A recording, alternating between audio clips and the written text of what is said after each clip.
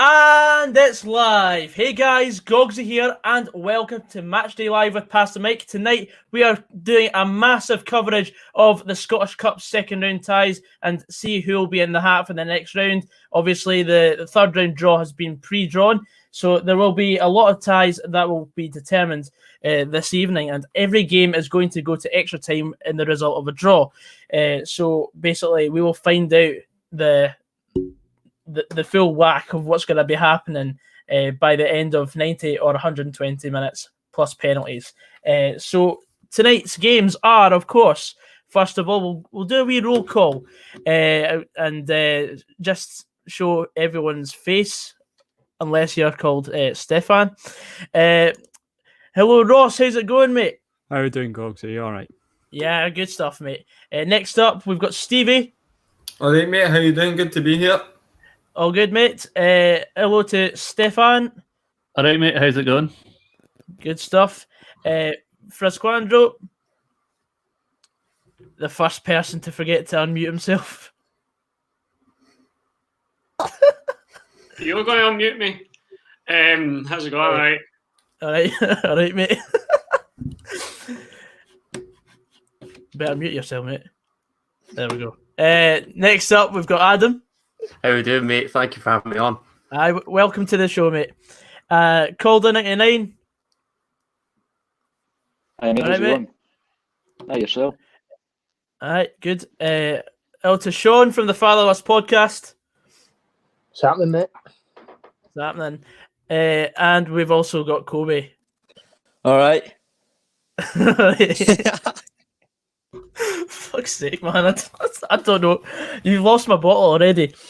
So the games that are being covered as we have all got represented, Stirling Albion versus Raith Rovers is the game that Rossco's covering. Stevie's on Partick Thistle versus Cowdenbeath. Stefan's on Elgin v Ayr. Frazqwandro is taking Arbroath and Falkirk. Adam's taking Brora Rangers and his beloved Hearts. Coby is taking Dumbarton versus Huntly. The winner plays his beloved Aberdeen. Calder 99 is taking Keith versus Clyde, and Sean is taking Morton against Dunfermline. Now, first of all, we'll go to the comments before we do a sort of preview for everyone's game. So first of all, we'll have a hello to Joseph. Welcome back after your wee hiatus. Aidan, Luke Hoopster's also commenting. We've got Effie Ambrose, LSC. Let's see what else. Oh, cheers, Ewan Stars. Yeah, got to wear a suit for the anchor man. What's Stevie laughing at? Because I'm just muted everyone today. You don't want to know, mate. You don't want to know. Fair enough. Hello, IO Motion. So we've also got Jack McHugh saying more than a ton. Wolves DB says, I went to Stirling Albion's ground. It is about a mile out of Stirling. Yes, I've walked it myself. But first of all, let's just get into the games. First up is Rossco with Stirling Albion versus Raith Rovers. No pressure to me, I'm first there. Okay, so starting lineups at the Fourth Bank Performance Sports Arena. We'll go with Stirling first, as they are the home side. So Kevin Rukovic's men's lineup with 8 changes from the Saturday. They've got Curry, McGeechee, El Zubaidi, Megget, Banner, Hamilton, Heaver, Wilson, Mackin, Leach and Moore. And Raith Rovers, managed by Scottish football veteran John McGlynn, start as follows. They've got McDonald, Tumulty, McDonald again, Benedictus, Spencer, Musonda, Tate, Kennedy, Ugwu, King and Gullen. Now, this game was meant to be played way back on the 9th of January, was postponed because of a flooded pitch, and then obviously they haven't been able to replay it since because of the shutdowns of both the Leagues 1 and League 2. So tonight's game sees second in League 2 go up against second in the Championships, and two teams that have had very good seasons thus far. Stirling sort of restarted their campaign last Saturday with a 1-0 victory over Brecon City at home, with youngster Kieran Moore coming off the bench to get the winning goal in that game, and he's been rewarded with a place in the starting 11 tonight. Funnily enough, the last game Stirling played before Saturday was actually the Scottish Cup first round victory over Berwick Rangers, and they won that 3-0. Wraith Rovers themselves will be looking to bounce back tonight as they're currently on a 4-game winless run. But with the championship being so unbelievably tight, it'll be interesting to see whether they stay in second place. And I'm sure that'll be a positive for John McGlynn so far as well. And their latest result was a 1-1 draw against Ayr United. Massive game for both sides tonight, with a tie against Livy away for the winner in the third round. I'm going to stick my neck on the line, and I think Stirling Albion are going to win 2-1 tonight. A bit of a shock on the cards. There we go.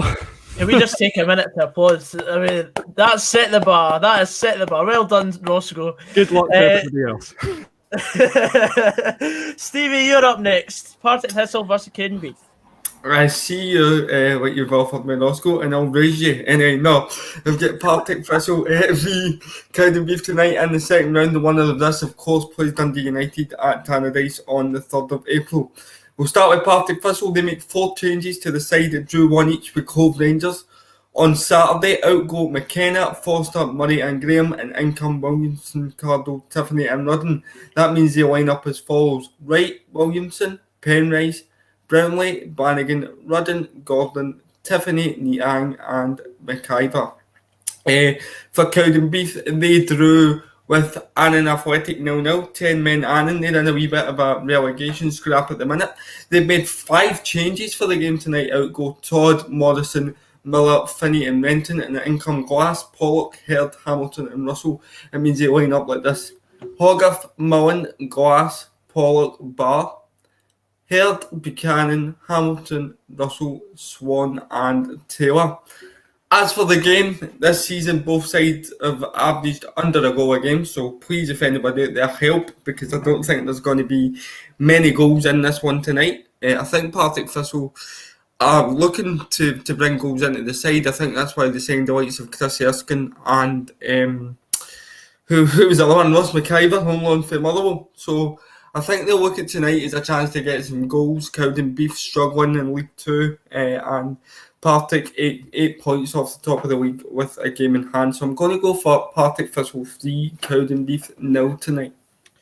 Thank you, Stevie. And before we go any further, let's get into a few more comments before we go to Stefan. Good evening, Stilly FC. Gaz says, "Mon the Binos." Shout out to Calder from Pilton, says Finlay Henderson. Evening, John. How's it going, mate? And we've also got legend of the show, Jamie Rammerstein. Guten Tag, gentlemen. So next up, we have got Stefan. Over to you, mate. Cheers, Gogsy.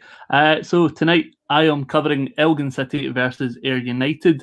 The teams were released just over half an hour ago. Starting for Elgin City, it's Thomas McHale, Matthew Cooper, Archie McPhee, Ewan Sparks, Stephen Bronski, Rory McEwen, Russell Dingwall, Brian Cameron, Smart Oz Dollar, Tony Dingwall and Angus Miller. No place in the team at all for Elgin's Kane Hester, who seems to be their danger man. The Welshman is the top scorer in League 2 with 8 goals in 12 games this season. And I had wrote in my notes that he was looking to get a couple tonight, but I can't see him in the starting 11 or on the bench. For Ayr United in goal, it's I think it's, I don't know how you pronounce it, Viliami, Sinsald, Houston, Redding, Moffat, Miller, Walsh, McCowan, Smith, I don't know how, I think that's in Daba, Chalmers and Baird. Elgin City currently sit 3rd in League 2. Ayr United are 7th in the Championship. Elgin have 3 wins out of the last 5 against Ayr, so although the underdogs cannot be counted out, Elgin have won 3 out of their last 5 matches. Ayr have only won 2 and drawn 2 and lost 1. A big night for both sides, as the winner will advance and face either Keith or Clyde in the next round. And it looks like it could be quite a decent tie. I'm looking forward to it. Yeah, sure thing, Stefan. Thank you very much. Next up, we're going to go to Frazqwandro, and then we'll go back to some more comments.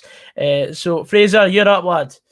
Thank you very much, mate. This is actually a repeat of the 4th round tie of last year between Arbroath and Falkirk.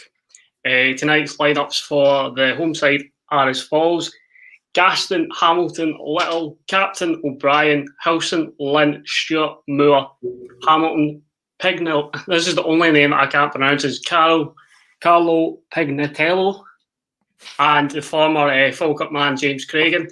Dick Campbell makes 3 changes to his side that drew with Hearts at the weekend. Dale Hilson, Scott Stewart, Lewis Moore come into the squad.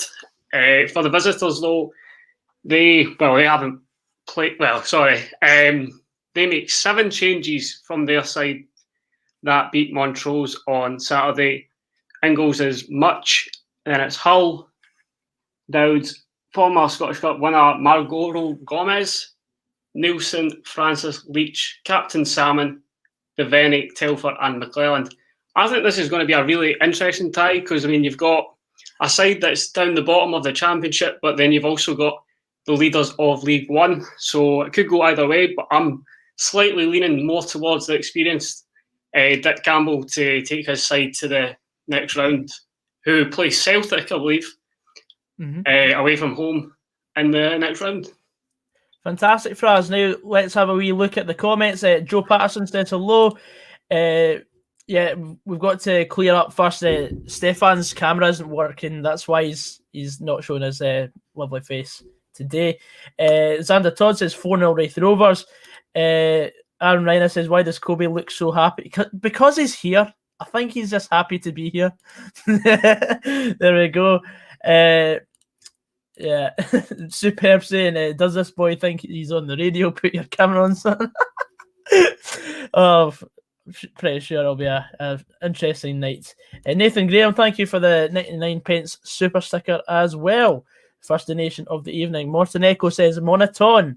Next up, we've got debutant Adam. How's it going, mate? I'm very well, thank you, mate. Yeah, very excited to be on the show and obviously covering my beloved Heart Midlothian, who travel up north to take on Brora Rangers in the second round of the Scottish Cup, obviously. The Highlanders, I think this is their first match actually this year. I think they've been out of action for something like 10 weeks.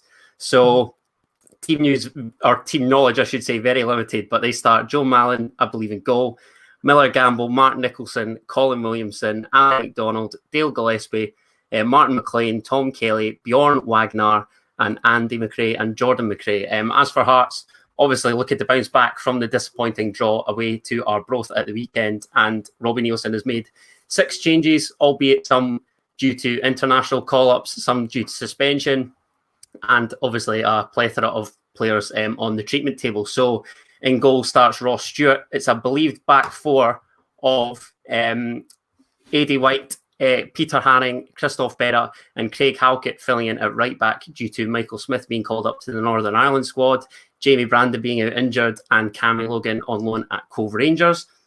I believe it's 5 in midfield. Gary Mackay-Stephen, Aaron McInnes, Andy Irving, Jamie Walker, Jervain Castanier, and Armand Nandwili up front. So again, obviously looking to bounce back from the disappointing draw to Arbroath, like I mentioned. And Robbie Nielsen has said during the week that he's looking to take Hearts that one step further, obviously having reached the final of this competition in the last 2 seasons. So it should be a professional performance, and I'm going to go for 2-0 Hearts up north tonight. Fantastic. Next up, we've got also a debutant in Calder 99. How's it going, mate? Yeah, how's it going, mate? Hi, can you tell us a wee bit about Keith versus Clyde, please? Not really much to say about Keith. Barely know much about the clubs in person, but I've got the starting 11 lineups as well. So, can you please say them? yeah, the Clyde team to face Keith are Michael, Bain, Howie, Rumsby, Utu, Cadene, I can't really spell that one, Nicole, Lamond, Love, Goodwillie, Cunningham, and the subs are Vanchis, Monroe, Jack, Jameson, McNiff, Robertson, and Thompson. Okay, and for the other team? I didn't find any lineups for the Keith team, Gogs. All right, okay, that's no problem, mate. No problem. Next up, we'll just go straight to Sean from the Fatherless Podcast because we're starting to run out of time. What's happening, mate? All right, mate, how's it going? Aye, all right. The team lineup, I do not have a Scooby, mate, but you know me, massive Dunfermline fan. Right, no, But, no problem. These two teams had previously met about 10 days ago, and it was a 1-0 win to Dunfermline in a fairly tight game. Wigton only scored in the 44th minute, and then no goals after that. So I reckon the result will probably be similar. Okay, thank you very much. And next up, we'll just go to Coby for Dumbarton versus Huntly. Do you know that you're on mute, mate?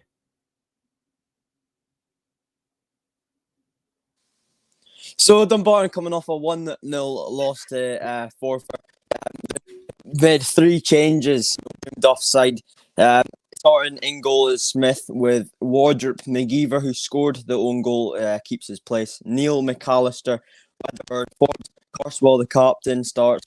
Frizzle, and Wilson starts.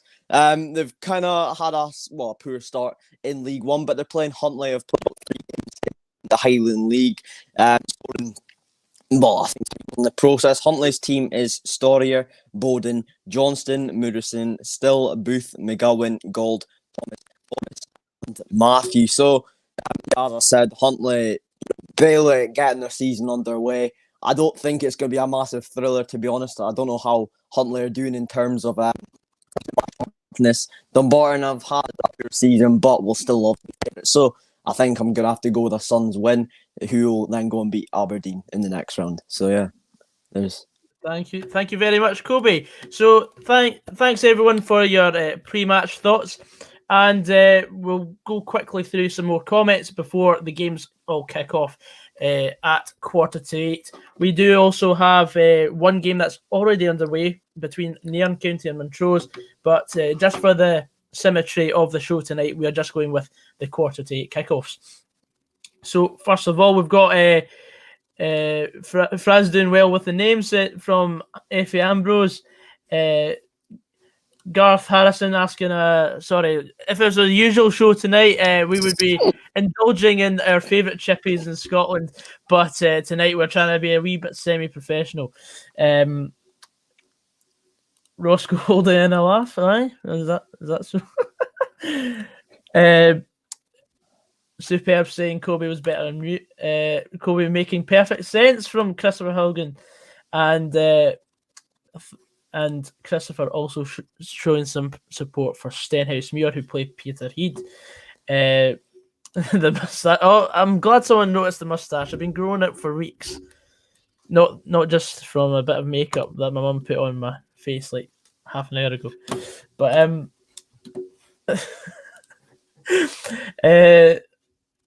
Coby, a dial-up's cutting up.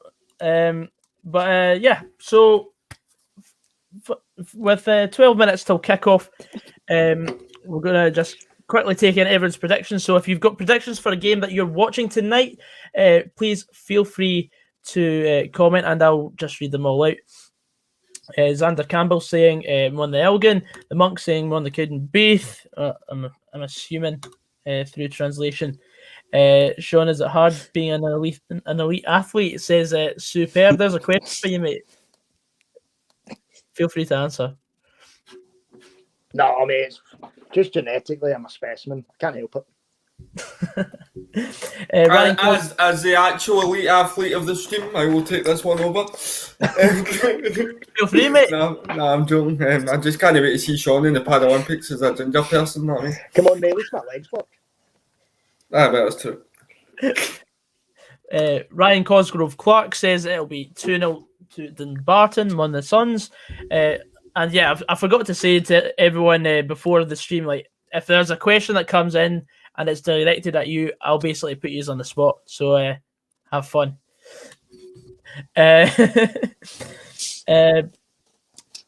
Also, Effie Ambrose saying it'll be 2-0 Hearts, agreeing with Adam. Any questions for the panel at all, feel free to ask them. Big Keith versus a river. How interesting, says Effie Ambrose. Brilliant. Coby, there's a question for you. Are you happy with the new appointment of the Aberdeen gaffer? Coby. Am I muted?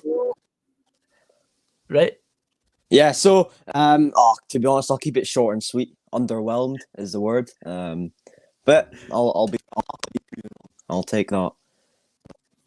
Hey ho. Because, like, a few people would have probably thought maybe with Alex Neil getting sacked from Preston might have been a more sensible option. What do you think? Yeah, I think he's been chucked about, and Glass. It does seem a bit like Davies giving it to his mate, does it? It's the option, but it could work. He's speaking all the right words, but as an Aberdeen fan, I've heard that so many times over it. It doesn't matter, does it? So with a probably a bit more of a, I don't know. But look, the fans aren't happy with it, but they weren't as such overly delighted when we brought in McInnes. So yeah, there were a few more names going about. But, the fact that Cormac's an outstanding candidate. I mean, I could have applied if he's got an outstanding candidate. Like I think he's something didn't win much. So I don't know, to be honest. As I said, one of these teams are going to knock us out in the next round probably. So yeah. Aye, fair play. Got a few more comments coming in. Cameron Lockhead, hello mate, how's it going? All right, lads, missing out tonight as on the buses tonight. I'll tune in when I can. Coby, do you like Hayley Williams?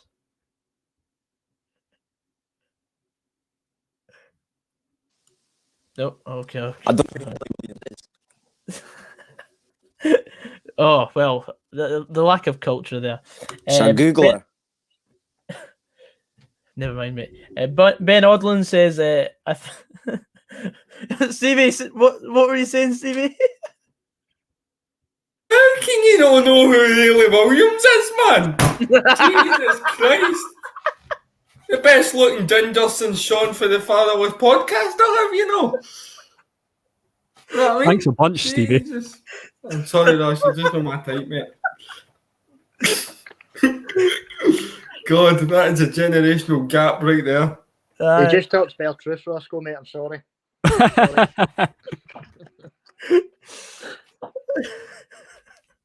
Can I just say I'm really enjoying the pre-match entertainment that the Stirling Albion TV have been putting on here.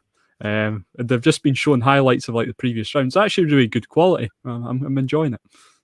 Excellent stuff. I mean, that's what you like to see, though. Like when I remember watching the Scottish Cup finals of last few years, like they would show like flashbacks to like the first round, and it would just completely just build up from the first round all the way to the semi-finals. And I think they need to show a better platform for the smaller teams, because I like seeing teams like Rob Royston in the first round getting pumped 6-0 or stuff like that.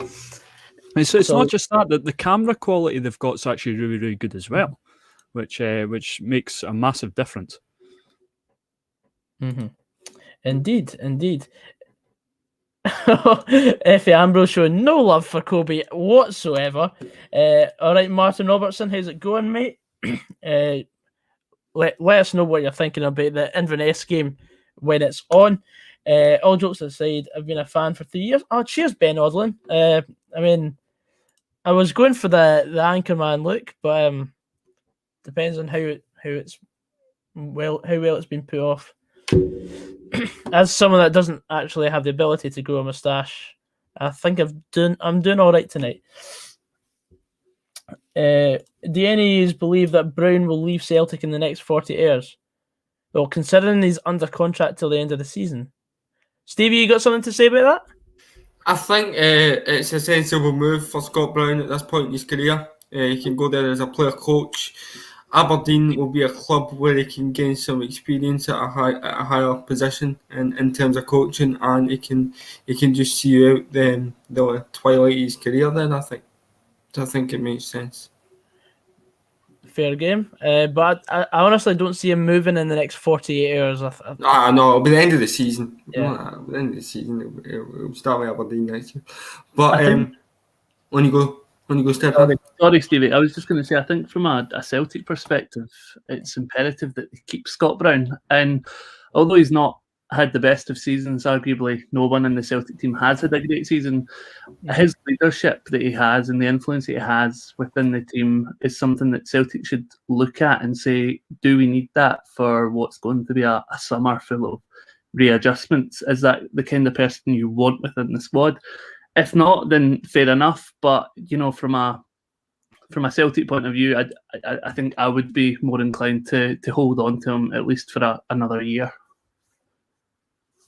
I mean, I thought Scott Brown, there was a lot of pressure on him on Sunday there. I thought he actually played really, really well on Sunday. I thought he was really, really good. Strolled it, mate. You did stroll it. With the Scott Brown split, right now with fans, there's loads of fans saying, well, on one hand, he brings in experience and he probably won't take any like flack from the players.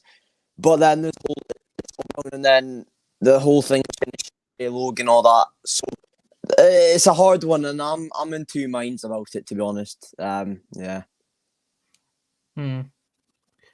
Okay. Can I quickly ask Stefan a question, Goggsy, before we move on? Feel free, mate. Feel free. We've got 4 minutes. Stefan, I know he had a good game on Sunday against Rangers, but there's been many a times where I feel like he's let us down this season. With him getting older, do you think that there will be a place in the squad for him if he does stay? Because I can see you bringing in someone younger, but just with a good bit of experience, maybe 26, 27-year-old, to do that job. What do you think? See, he's not had a great season by his standards. I think the game on Sunday was probably a standout game for him, where even I, who's been critical of him all season, was like, yeah, I think he's been man of the match today. I'm trying to think of games this season where he's performed well. I'm struggling to think of one. As for someone to come in and take his position, Ismail Soro came in and did a great job for Celtic. That's good point.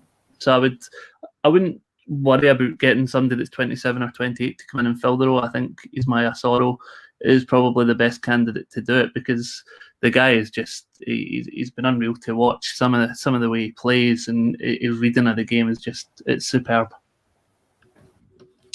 John Mitchell is coming in with an update from Nairn County versus Montrose. Montrose have taken the lead early on after about 12 minutes there. Edward McLean says Scott Brown won't have a place at Celtic next season. In his opinion, as a Celtic fan, he thinks that they will be spending and Soro will be his replacement. Best for all parties if he goes to Aberdeen.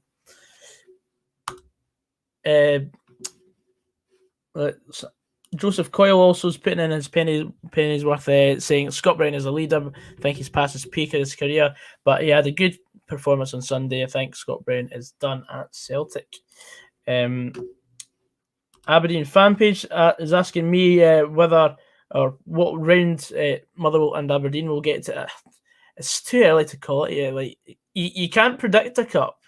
Pretty much based on like you could end up getting Celtic or Rangers in the next round, and that's basically out of the cup unless a minor miracle is pulled off.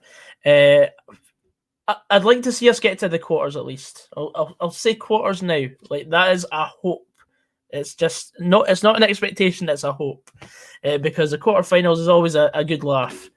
As for Aberdeen, pretty much the same probably.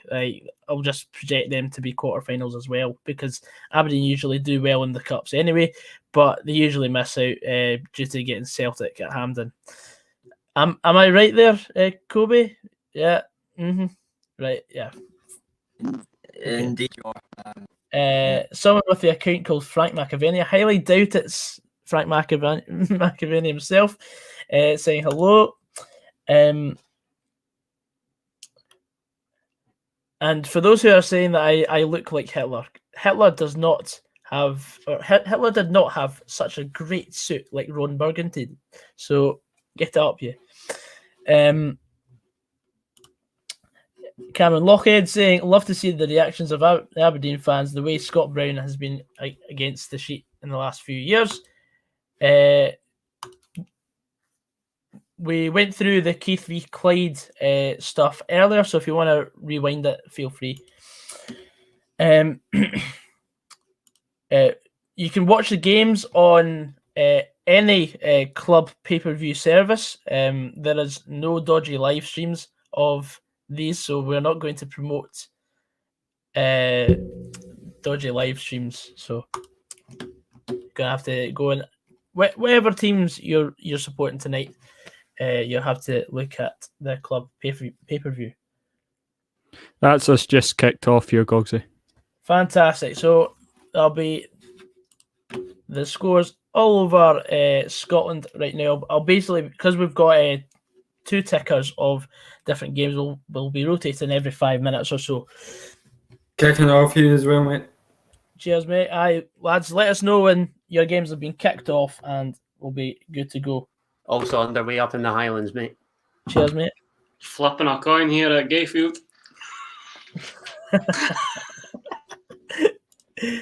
Ross Blackwood says, what's happening? Submission from Edinburgh to Brora tonight. Yeah.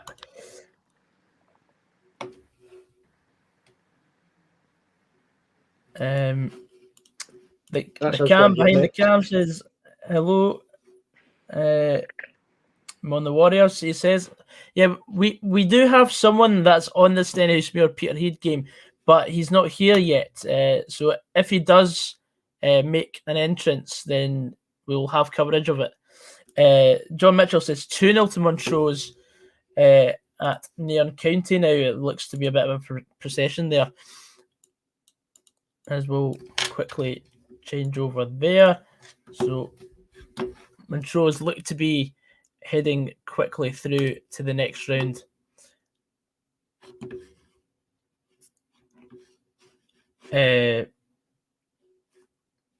Also, we've got... What's that? We're taking the knee up in Dumbarton. Hunter gets underway. Okay. Oh, right.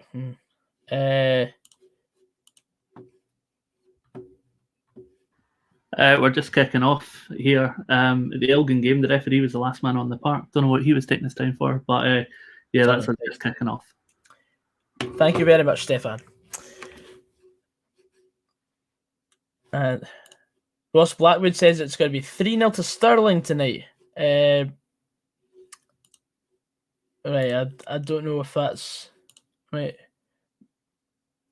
Hello Gogsy from Provo, Utah. That's a college football team to stop you getting baited by Cougars. Right. That's like the college team from Utah, I presume. Right, because the only thing I was thinking there was if I was getting baited because of... No, that's genuine. That's genuine. Oh, that's genuine. Thank you very much, Faz, for confirming that. Colin Syme says Berra will score tonight.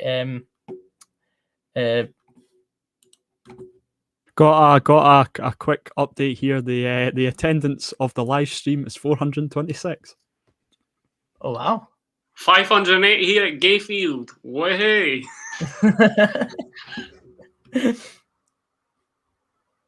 And the attendance of our current live stream is 75. Anyone, if there's any early action, please let me know, and you can speak away to your heart's content.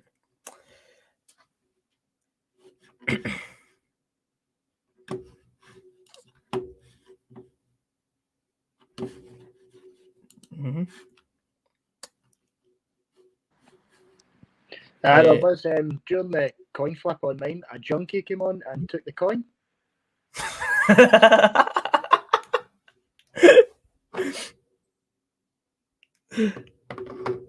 Brilliant. Calder, anything happening at Keith versus Clyde yet, mate? Just about to kick off. Right. Thank you very much, mate. Superb saying, Calder, how do you think Hibs will do in Europe next season? That's a good question. I don't know. I think I'll just wait and see how it progresses to the start, and then see how far we go. Probably say group stages at the closest, maybe. Fair enough. Yes, sir, I can boogie, says looking smart goes. Oh, thank you. Grew a moustache just for this. Opinions on Hamilton's new centre back. No, shut up. Fuck off.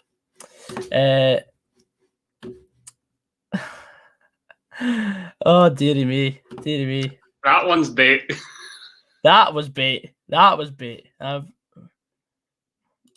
Behave yourself, Ross Blackwood. Your card's marked now, son.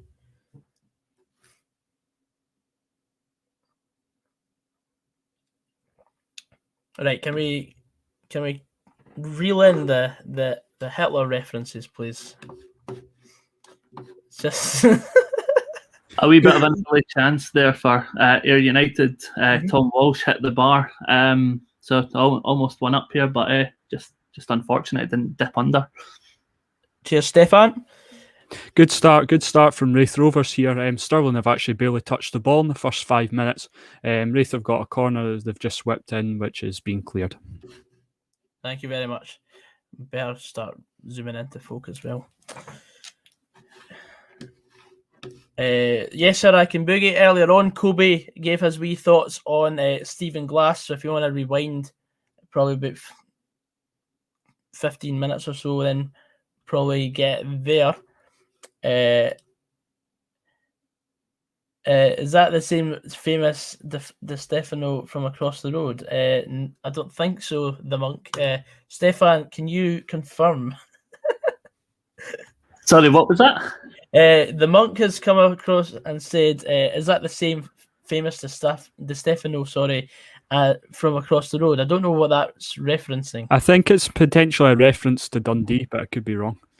I don't know, maybe a little bit of Real Madrid, DiStefano. I don't know. I don't know. I mean, I wouldn't say I'm famous, but I'll take it as a compliment. It's the lawyer that Dundee had on the board that was pretty much the lawyer of Saddam Hussein. They got Ravanelli in back in the day and all that carry on. Ah, fair enough. Fair dues. We'll quickly go over this, Ali Graham. Stevie's got something to say?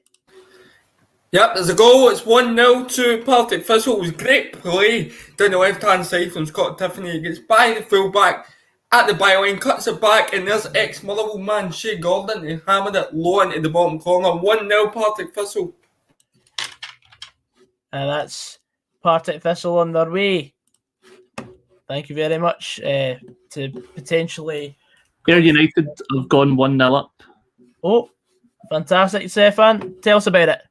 It was a great play along the right-hand side of the field by Moffat. Passed it in, and I missed who the goal scorer was. But I've missed who the goal scorer was. But it went right over the keeper's head, looked right over the top of him, and into the back of the net. And it's Ayr United 1, Elgin 0. Thank you very much, Stefan. So now we've got a couple of goals across the country. The only 3 games that have a goal in them is the earlier kickoff: Nairn County 0, Montrose 2, Elgin City 0, Ayr United 1, and Partick Thistle 1, Cowdenbeath 0. Sam Meek says Keith is doing well to keep Clyde out so far. Can't be easy keep playing against 11 players. Chris of Haugen says there has to be an upset. Surely, let us know what you think the upset's going to be, troops. Across the country. Would you count Falkirk at Arbroath? I'd go for that. Theoretically, yes, it could be. See, because of the way that the leagues are, League One side beating a Championship side, yes, you would probably say that. But I think they're so evenly matched, to be honest with you, Stevie. There's actually a goal at Gayfield. Just as I was talking to you there, ball came into the box. Is it in? Let me just check. Ball came into the box. The keeper went to just calm as you like, catch it, and he's dropped in his own net. So it's 1-0. It's 1-0 both after 8 minutes here at Gayfield. It looks like Colin Hamilton, the left back's claiming it. It's a very weird one, that.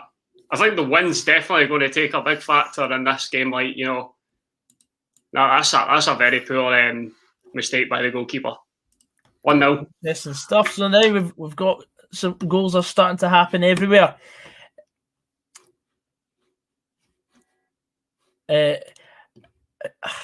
There's too many people that are just clueless about Ron Burgundy, Anchorman. Like, honestly, I can't believe it. Where's... Goggsy, do you only have one testicle? What? That was a question. Well, I last time I checked, I had 2 testicles. Respect. So I think I've got one up on a certain someone that people are calling me. I see Coby's gone all Xbox on us now. You all right now, Calder?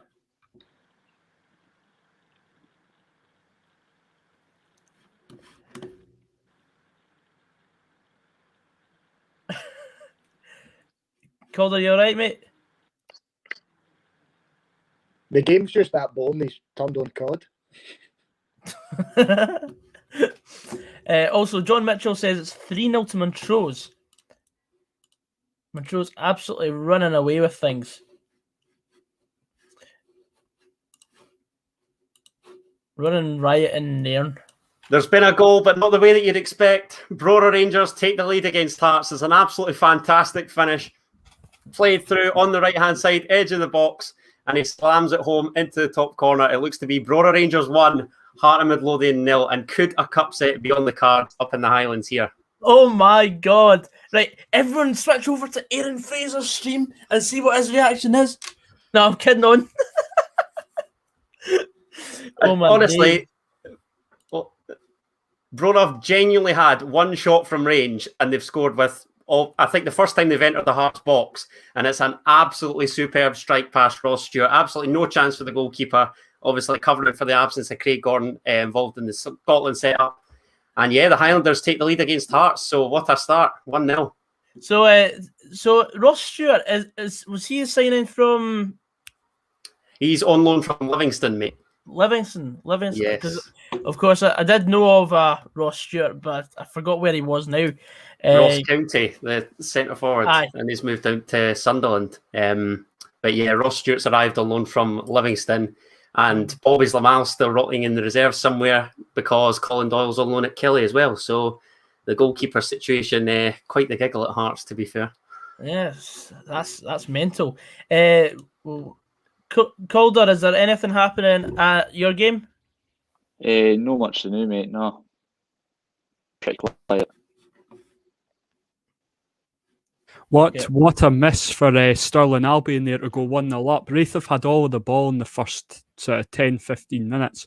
And Stirling Albion, it was Jack Leach that got it on the right. He put a crossfield ball over to Kieran Moore, the man of the weekend. And he was 1-on-1 with the goalie and he skied it. What a miss and what a chance. Fantastic. Stevie, has anything else happened at Firhill, mate? 2 seconds, just to put the commentary on mute. There we go. It's been a fairly good game. Both teams try to play football, but Partick Thistle, the ones creating all the chances at the start, they had a header flicked over for Brownlee before the goal, and they've looked really threatening after that, making runs in behind. So nothing much to report in terms of chances, but it certainly looks like it's going to be a comfortable night for the Jags. Indeed, it does sound that way. Stefano, tell us if there's been anything else happening at Borough Briggs. No, nothing much. Ayr United have just been on the front foot, completely dominating the game. We have a ball going into the box there, but it's cleared away by the Elgin City defence. Yep, they've got it clear. Yeah, as I said, Ayr United have just been on top. Elgin really sitting defensively. So yeah, not many chances. But yeah, 1-0 still. Thank you very much. John Mitchell's come in saying it's 1-0 to Edinburgh City against Albion Rovers in League 2. Also, Aberdeen fan page says ex-Aberdeen and Motherwell player Curtis Main has scored for Shrewsbury. Speaking of Aberdeen, Coby, there has been a goal or something. Tell us. And unmute yourself.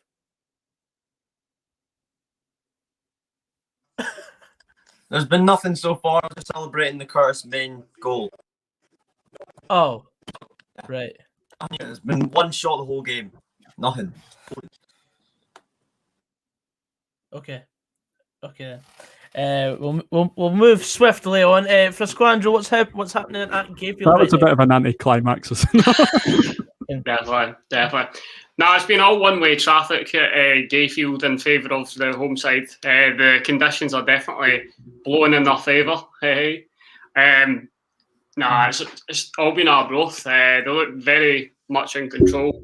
Falkirk have barely been in the Arbroath half. No, it's been good though, from my Arbroath point of view, but nothing other than that. And also, in the 8 o'clock kickoff, it has literally just begun with a goal for Inverness inside the first 60 seconds against Bucky Thistle, Highlands against Championship side. It's a bit of a mismatch on paper, but certainly 1-0 to the favourites in that tie. Quite the opposite case for Brora Rangers against Hearts right now. Speaking of which, Adam, anything else happening? Not a great deal, mate, to be honest. The goal came against the run of play, and Hearts have had a couple corners, but nothing to write home about. Away side have been dominant, but it's a classic case of not really creating many chances similar to the weekend, and obviously getting punished at the other end. They're forward here at the minute, though. Gary Mackay-Stephen on the ball. But no, cut out, nothing major. Because also this becomes a bit of a stinker for you now, because now Brora are gonna just park the whole bus behind the ball and just invite all the pressure. And it's quite right that you say that, mate, because the games that we've struggled in has been exactly that. You know, sort of 2 banks of 4, in some cases 5 at the back, and just sitting on it. And that's been a concern for Hearts all season, not having the quality to break opposing teams down. Indeed, it was. Ryan McGroarty saying, "Here, Scott." Yeah, we've already discussed that. Hybe's Fan TV says, "All right, boys, how you all doing? You up for a limb tonight, Stevie?" He's saying. Stevie, you've muted. What was that? Sorry, mate. Hybe's Fan TV's asking if you're up for a limb tonight. Preferably a left one, yes, if there's any going. Lee Barrett says, "Hello, good evening. Brilliant panel tonight, lads. Speaking of the games, now we're going to go over to Sean. Sean, anything happening at Capello, mate?" The first 10 minutes, mate, it was basically Dunfermline all over them. But then past 6 minutes or so, Morton came back into the game. 2 chances for both teams, but nothing really came off for them. Right, fair enough, mate. Calder, anything happening at Keith v Clyde? Been a few chances to Clyde, so now say Clyde have been the better team so far in the first half, but apart from that, still no goals yet, but should be hopefully soon. Fantastic, mate. Now we're going to look at some of the comments. Callum Bunch says, "Gogsy, do you pay people?" I have basically paid for all the pay-per-views that are on the games. I've not paid Sean yet, but I'm going to be paying him after the game for his stream of the game. Hello, Mark. How's it going, mate? What is a Brora? I've learnt my lesson. Never bet on Hearts. That's a rookie error. Can I just say that was a lesson to me at about 6 or 7, watching my dad's coupon inevitably all land bar Hearts. So it's a rookie error. You've only got yourself to blame there, mate.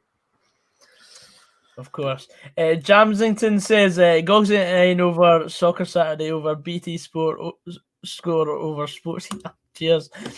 Christopher Haugen pipes in with a goal for Stenhousemuir at Balmoor. The underdogs on paper there taking the lead. hopefully seeing a place for the Warriors in the next round. So it's 1-0 there. Currently, the scores across Scotland are Arbroath 1, Falkirk 0, Brora Rangers 1, Hearts 0, Buckie Thistle 0, Inverness 1, Dumbarton 0, Huntly 0, Elgin 0, Ayr 1, Formerton United 0, Annan 0, and Keith Clyde as a goalless draw alongside Morton versus Dunfermline. Nairn County 0, Montrose 3, Partick Thistle 1, Cowdenbeath 0, Peterhead 0, Stenishmere 1, and it's goalless at Fourth Bank between Stirling and Wraith Rovers. We're going to go now over to Coby. Coby, anything happening in Dumbarton? No, literally, there's been nothing that's happened. Nothing's happened so far. Literally, the most I've expected, Dumbarton's just dominated. Even with their chances, they've just been hitting nothing balls in the box. The Dumbarton keeper, he's having a field day right now. Huntly are currently just comfortable in the ball. Forward by his man. Also, a game that is of great interest to myself and Stevie. Formerton United have gone behind against Annan Athletic. It is 1-0 to the away side there. So the winner of that tie will be playing Motherwell in the next round. And John says it's 1 each now. Fantastic. Thank you very much. Just to cut in, Gogsy, that's Ayr United 2-0 up. Reading swung the ball in. It fell to the feet of Michael Moffat, who slammed it into the back of the net. So that is Elgin 0, Ayr United 2. Fantastic, mate. Thank you. Go with Michael Moffat. And we'll look at some other comments quickly. William Salmon saying, is the games played to a finish tonight? Yes, they are played to a finish. We'll just bring Calder back in. Also, I'll go quickly over to Stevie. Is anything happening at Firhill, mate? Sorry, it's just because my game's on another tab. I need to keep clicking back anytime you see my name. But no, nothing much has happened just yet. Cowdenbeath, they had a shot deflected wide of the post from Taylor. And then up the other end, is Williamson crossed the ball and it was just too high, just escaped the head of Zach Dudden. If he got on the end of that, it would have been a free header in the middle of the 6-yard box, and I'm sure it would have been 2-0. But apart from the goal, there's not been much to report on, mate. But Thistle, as I say, looking comfortable. Thank you very much. We'll go over to Sean. Anything else happening at Capello, mate? Dunfermline have just got a corner here, so we may be looking at a goal. Fantastic. Thank you. Home side look at the double their advantage up in the Highlands. Brora missed an absolute sitter to score. A quick succession of corners. Nodded as far away as one of the midfielders, making that run from deep, and he slammed it wide. But piling on the pressure, and if they go 2 to the good, you dread to see how Hearts respond here. Yeah, absolutely, because it could be a case where Hearts just crumble, which they have done quite a few times this season, mate.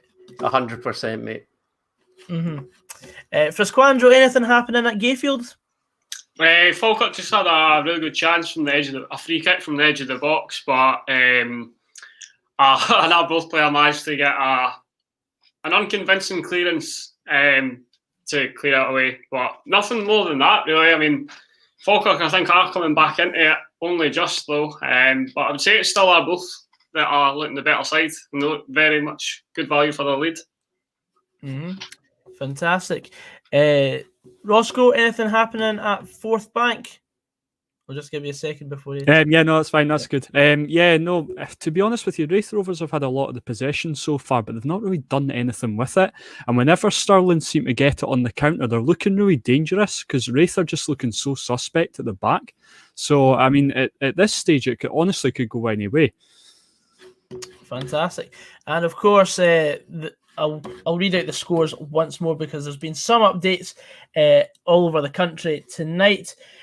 Arbroath 1, Falkirk 0, Brora Rangers 1, Hearts 0, Buckie Thistle 0, Inverness 1, Dumbarton 0, Huntly 0, Elgin 0, Ayr 2, Formerton United 1, Annan 1, Keith 0, Clyde 0, Morton 0, Dunfermline 0, Nairn County 0, Montrose 3, Partick Thistle 1, Cowdenbeath 0, Peterhead 0, Stenshire 1, Stirling Albion 0, Wraith Rovers 0. We'll look at some more comments as we have some more people saying stuff. Don's Report said, hi, says since 1875. Football Prime Ginger says, Gogsy, I've binned off football training to watch this, by the way. Oh, mate. I mean, fair play to you, but if I was denied basically a few months worth of training, I'd pretty much be going to get off that cider belly that I've developed over this latest lockdown. He also says that Inverness should win tonight by 4 or 5. What's my dream job? Yeah, football media will be great. Oh, something's happened with Adam. What's happened, mate? It was a fantastic build-up down the left-hand side. Aidy White and Gary Mackay-Steven linking up, and he pulls back for Aaron McInnes. Must be a good 10, 12 yards from goal, but he shoots straight at the keeper. A glorious chance to Hull Hearts level, but one that the Jambos haven't taken. It's still 1-0 Brora Rangers up in the Highlands here. As another minute sneaks past, mate. Time is not your mate. There was a chance here as well, Gogsy. Ball was played in behind, and Scott Tiffany ran onto it. He just couldn't get the ball at his feet, and the goalkeeper picked up. But if he got it at his feet, it would have been 2-0 Thistle. Fantastic. Cheers. And, for those interested, it's 1-0 Clyde. Have I not updated that? We're currently missing the person that's reporting on that game. Oh, of course. There was a chance here for Dunfermline. The boy shot right outside the box, but he was clearly kicking a medicine ball because there was zero power in it. We'll go over to Calder now. There's been a goal at Keith versus Clyde. Tell us all about it. Yeah, bottom right corner of the goal. Quite a well goal for the team, and 1-0 Clyde. Good team effort. It's been Clyde so far the whole first half. It's a very difficult game to see. It could go either way, but should give that if there's anything else. Thank you, Jack. Next up, we're going to go over to Stefan. Stefan, is there anything else happening at Borough Briggs, mate? There is a goal. I knew you were coming to me there, so I'm not sure who scored it because I had to turn the volume down. But the ball was worked from the right-hand side into the middle of the park. I don't know where the Elgin defenders were, but that is Elgin City 0, Ayr United 3, just as you came to me. Wow. So yeah, I'll find out who that goal scorer was and update you, Gogsy. Thank you. I must have a sixth sense because I had no idea that there was a goal up there. Honestly. That's surprising to see Elgin getting absolutely hammered by Ayr, to be honest with you, because Elgin have been going well this season. That's the thing, though. Ayr seem to do really well in the early rounds whenever they play. Like obviously they should technically on paper be winning against the lower league sides, but they absolutely batter them. Like they put 5 past Albion Rovers earlier on in the season as well in the Betfred Cup. That might have been one of the games that you would have tipped for an upset before the stream. Potentially, yes, because of course, maybe Elgin are feeling the lack of Kane Hester up front, as Stefan said earlier. So, I mean, without that attacking intent, I mean, what have they got to fall back on, really? Yep, agree. Mm-hmm. Some other comments now coming in. Effie has a new picture. It is Effie against Lionel Messi. Brilliant. Keith Houston says, Adam waxing lyrical about Hearts. Go on, mate. Is that someone you know, Adam? It is, mate. Yeah, he's a colleague of mine. So hi, Keith. What's happening, mate? Fair. Getting everyone and the dog to come on tonight. So yeah, we've got the goal for Clyde now. Cheers, Football Prime Ginger. Sorry, Gogsy. Armand Nandwili's just headed wide. A great chance. Hearts getting a lot of joy down the left-hand side. And Gary Mackay-Steven swings one in, looking for the big Frenchman. but he nods just over and wide. So Hearts, for all their pressure, still yet to find the breakthrough and hold themselves level against Brora, still 1-0 here. It's strange because since all the hype that Gary Mackay-Steven had before he signed for Hearts, like, he's not, I haven't really heard his name that much. No, he's contributed very little. I think he's got something like 1 assist in the 11 appearances that he's made for Hearts so far this season. So, I mean, you can file, you know, a number of Hearts players under underwhelming signings, and he would certainly be toward the top of that list. So, hopefully, back in the Highlands, I think this would be a perfect sort of confidence boost. But he's probably been Hearts' best player, obviously getting a lot of joy down the left, but again, just unable to carve anything out all that clear cut. So Hearts still trail. Ooh, interesting stuff. Well, we'll see if anything else can develop before half time later on. From Gogsy, it was Luke McCowan that grabbed the goal for Ayr United.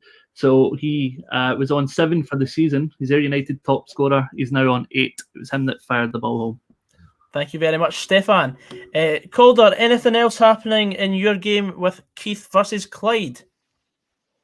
Pretty like Gogsy.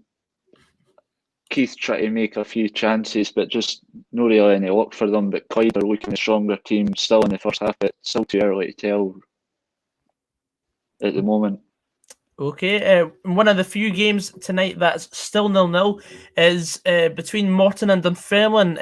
Sean, anything else happening or any sign of a change there? Nah, mate, truthfully, it's just kind of rubbish football. A few free kicks here and there, but nobody's actually capitalising on any chances. Worrying signs, because I'm pretty sure there'll be a few people thinking there'll be goals in that game. But we move on to Coby. Anything happening at Dumbarton yet? Well, Huntley have slowly grown into the game. Still, Dumbarton will take some possession. There's no real chances, although Dumbarton have a chance in the edge of the box. They're going to look to shoot cold women. They're playing along the ground. It's a goal. It's a goal for Dumbarton earlier on. You came to me at the right time there. It was a well-worked tackle. The Dumbarton midfielder took it around the Huntley defence. They were all screaming at each other. To finish it on. Now it's 1-0 Dumbarton against Huntley. 30 minutes gone. No. I need to stop doing that. It's almost as if it's deliberate.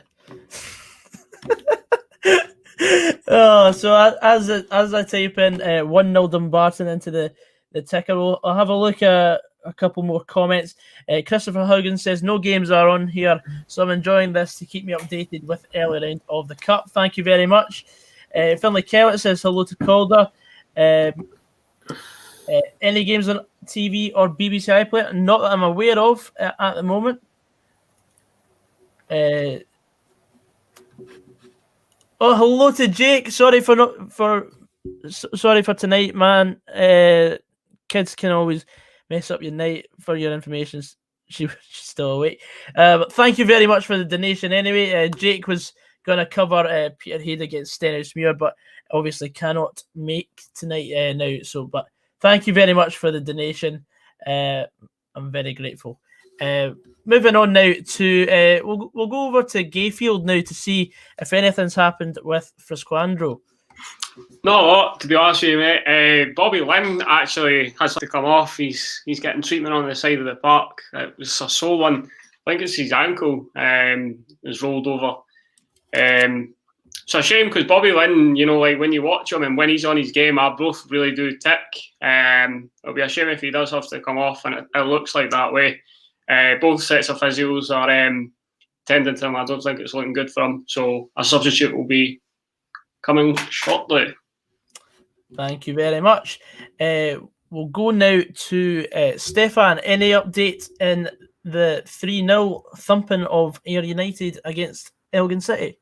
No, nothing new yet, other than Angus Mailer received a yellow card just a few moments ago for a challenge on the I can't remember what player it was, but he took him out, and referee Craig Napier issued him with a yellow card. So other than the goal from Luke McCowan on the 25th minute, we've had no more no more action or clear-cut chances. Okay, Coby's just messaged me saying that he's got an update, so let us know what's happening, mate.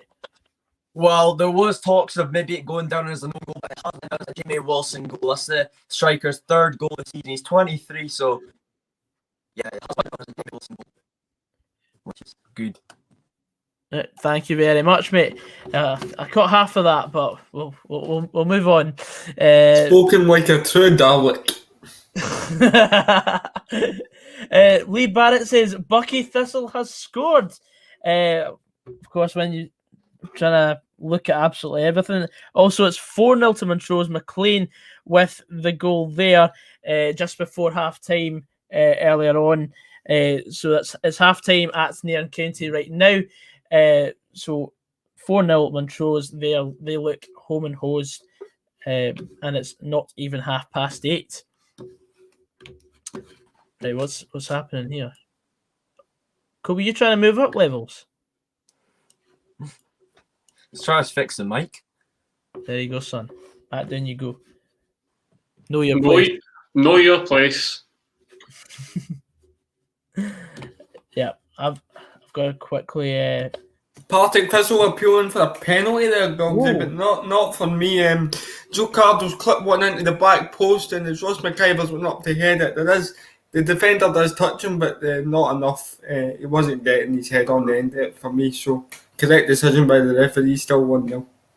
Fair game, man. Fair game. It's something's been happening at Keith versus Clyde. So Calder, tell us all about it. Nothing much to know, mate. It's just been Clyde. They're just battling with the football at the side of the pitch. Not seen any second goal yet, but just see what happens at half time. But it's been a quiet game since the first goal. Okay. Well, that's okay then.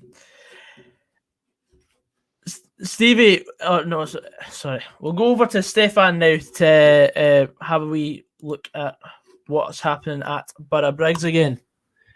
Still 3-0 here, Goggsy. Elgin made their way up the park there, but the ball was crossed into the box and collected by Ayr United's keeper. I can't pronounce his name, but I think it's Sinsalo. I think that's how you pronounce it.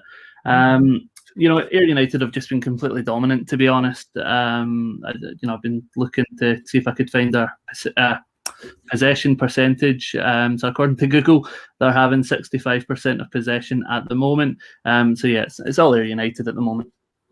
Okay. Calder's been a goal at Clyde, Keith v Clyde. Yeah, 2-0 Clyde. Yeah, Goggsy. Another goal again, just bottom left corner. Bit of a scrabble in the box, but they managed to make it 2-0 Clyde. I think might be Clyde that have the chance of winning this one, but see what happens. Keith have just not had a chance at all with the ball, but it's been all Clyde so far. Thank you. Sheriffy with the Coby Hendo fan club. How much did he pay you to say that? We'll go now to Adam. Any change with Brora versus Hearts? Not particularly, mate. Brora have been getting up the park and sort of unable to register a shot on goal. They are through here, but it's gathered by Ross Stewart. Hearts just need to up the ante if they're looking to hold themselves level before half-time. Been very, very poor.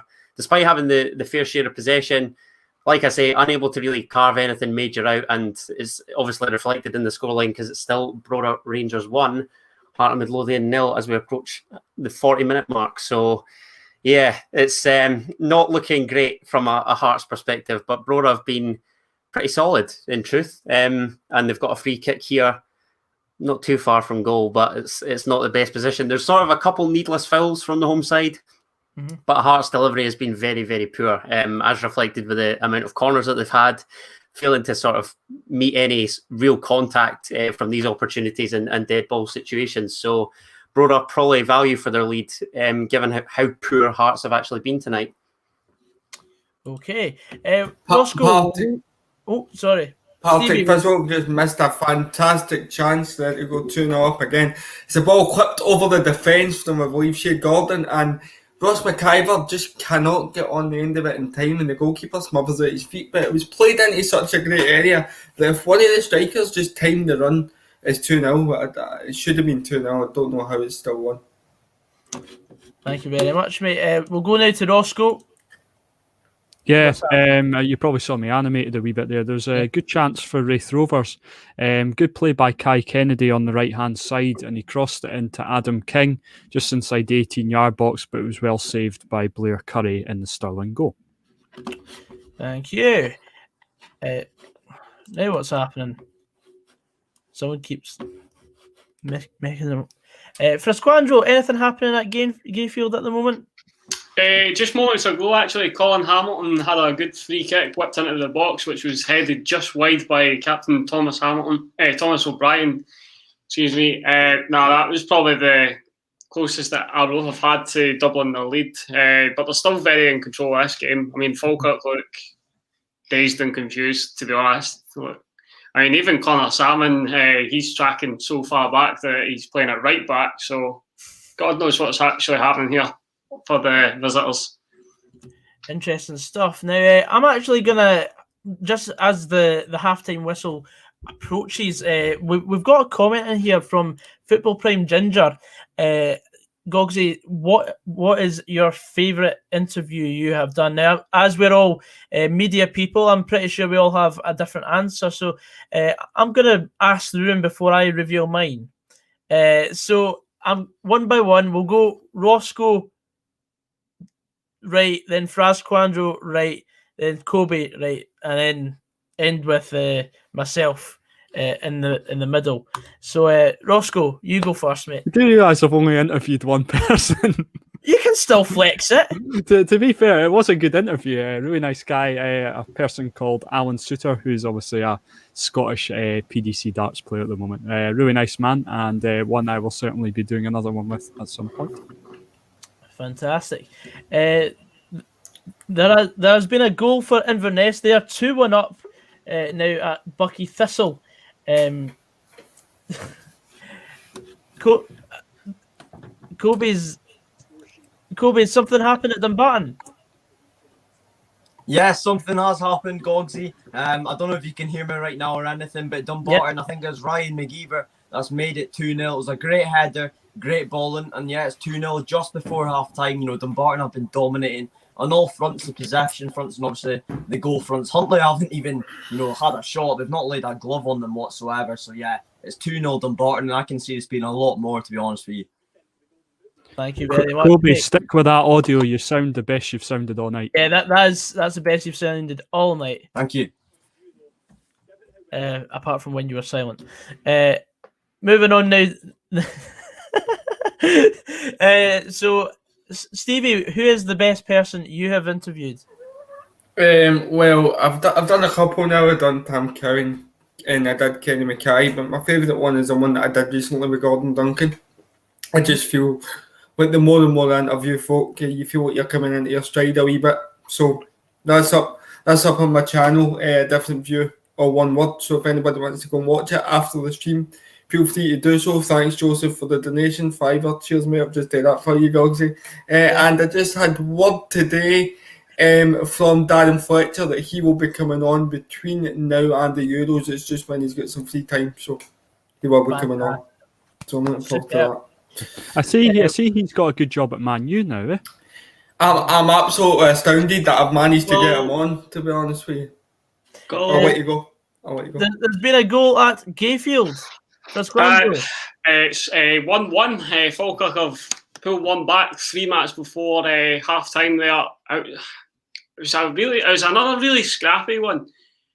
Ball coming from the right hand side into the left hand side corner. I'm not too sure who scored it. I believe it's Charlie Teffler that has got the equaliser there right before half time. I mean, Falkirk have not looked lively enough to deserve a goal, in my opinion. So that's going to definitely hurt our both. Fair game. Moving on now. DiStefano, is anything happening at Borough Briggs at the moment? And then you can go on into your answer.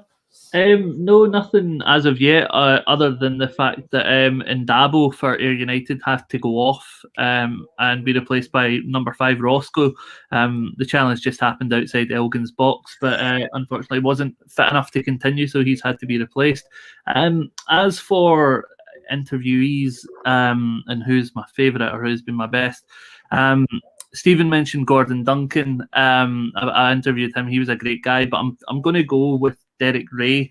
Derek, as a commentator, has a wealth of footballing knowledge. Every time he speaks, it's a privilege to listen to him. Really, he's got so much passion and enthusiasm for what he does, and yeah, he's gave me a good couple of interviews. So yeah, I'm going to say Derek Ray. Completely agree. So go for Wraith Rovers here. Sorry to cut you off. It was a corner in from Tate and a header from Ugwu to make it 1-0 to Wraith Rovers, literally just before half-time. Fantastic. And yes, Derek Ray is a fantastic interviewee. It helps when you've been on your own end of the table before speaking to an interviewer. Speaking to a commentator. So Derek Ray, yeah, one of my favourite interviews as well. Just to interrupt you, Gogsy, that is 4-0 to Ayr United. Luke McCowan gets another one for the night. I think that's his 9th of the season. The ball was floated forward to him and he smashed it into the back of the net. So that is Elgin City 0, Ayr United 4. Superb. And now we've got another donation from Sheriff A12, £4.99. What's the script with Joseph's PFP? Does he not have a lamp or something? What? Can I just say something to those in the comments that are saying goal to such and such, goal to such and such? We know, we're watching the games. You don't need to update us. So moving on now, Adam, any change at Brora at all? No, they've literally just blown for half-time, mate. So it's Brora Rangers 1, Heart of Midlothian 0. Very disappointing display from Hearts so far in the Highlands. But that's nothing new given the campaign and various poor results away from Tynecastle. So I think cup set or potential cup sets heading into the night, you probably would have been crazy to suggest it. But given Hearts' recent away form, it's absolutely no surprise to a diehard such as myself. You were also talking about interviewees. I absolutely loved talking to Jim Jeffries when I got the chance to in the build-up to the cup final. He was superb, and I could have spoken to him all day. The fact that my dad growing up waited so long to see Hearts win something, and obviously getting the chance to interview the man that led them to it was an absolute privilege, and could have spoke to Jim about anything all day. Absolute top man. That's half time here at the Fourth Bank Stadium. Thank you very much, Rossco. Those are the best types of interviews for sure. Absolutely. Half time for Hull, 1-0 Thistle. Thank you, Stevie. And next up, we'll go to Coby. Any change at Dumbarton? It's just half time now. 2-0 Dumbarton. It's the script that have went through the whole game. You know,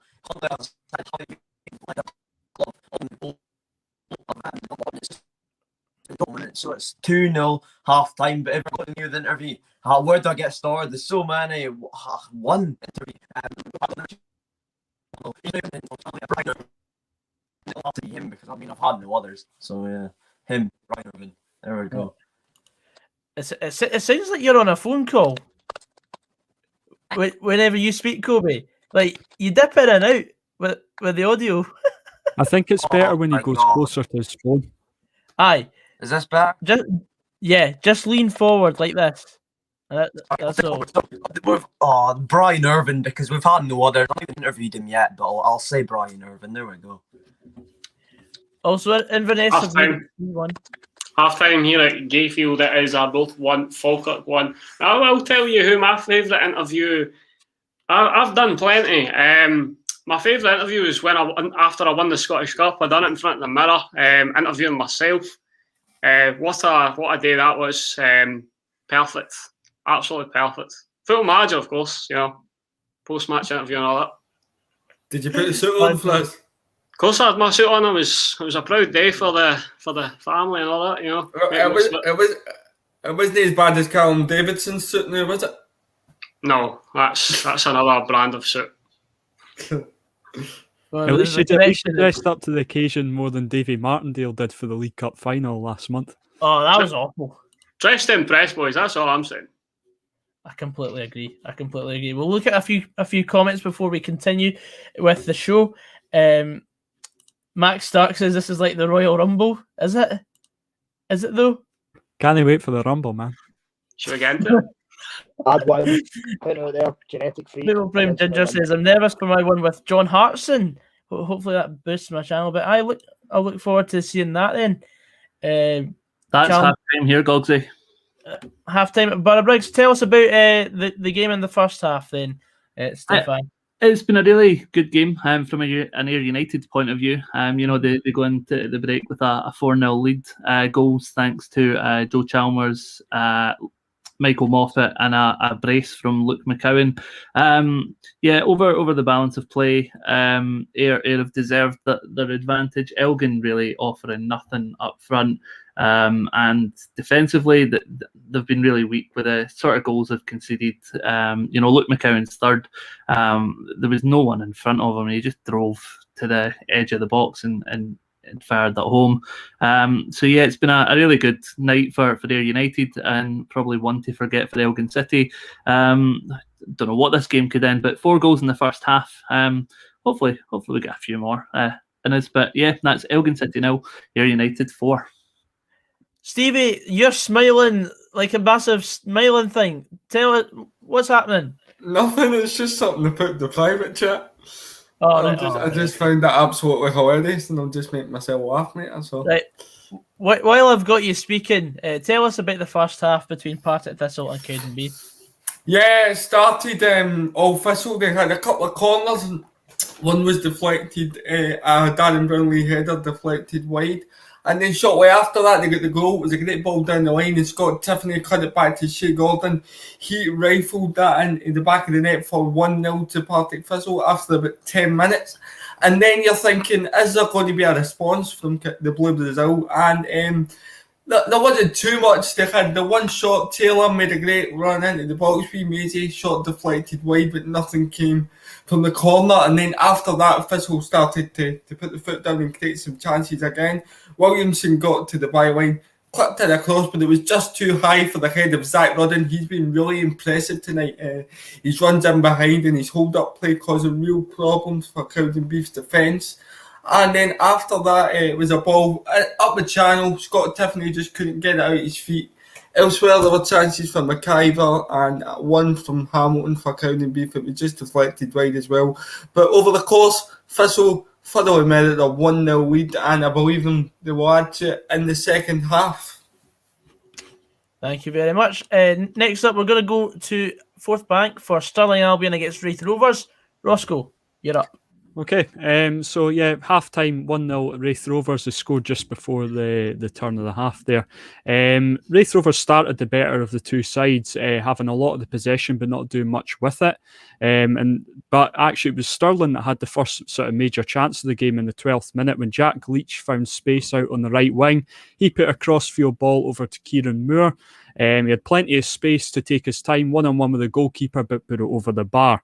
33 minutes gone. There was some nice play from McDonald at left back for Wraith Rovers. On the left-hand side, he crossed into the box, and Kai Kennedy beat a couple of men, but he curled past the post. Wraith Rovers have had most of the chance, or most of the possession in the first half, but as I say, they've not really done much with it. However, they did get their goal eventually. A corner whipped in from Dylan Tate, and it was Ngwu who rose highest for header and to put it into the net, but probably the Stirling goalie Curry should have maybe done better. So 1-0 Wraith Rovers. Look forward to the second half. Thank you very much. We've got a couple of comments to answer to now. Christopher Haugen says, my last job interview was my favourite interview. Formula 1, 2 and esports says, why am I dressed as Ron Burgundy? The joke's obviously gone over your head, so I'm not even going to give you the time of day. Next up, we're going to go to Calder, who is covering Keith against Clyde. How's the game gone for me? Yeah, good. It's finished half-time. Clyde 2, Keith 0. Goals for Goodwillie and Rumsby, and it's been all Clyde so far. Keith have been looking at the weaker side. It's been an interesting game so far, but I think Clyde have got what it takes to finish this game on a win, hopefully, into the next round. Okay, thank you very much.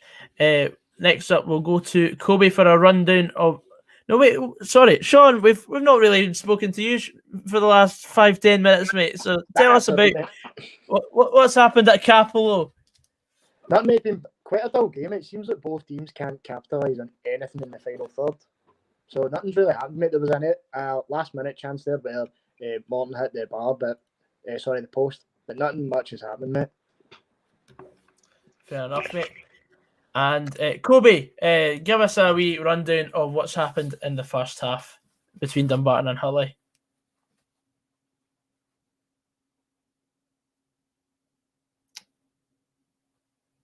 Coby, you're on mute. Hello.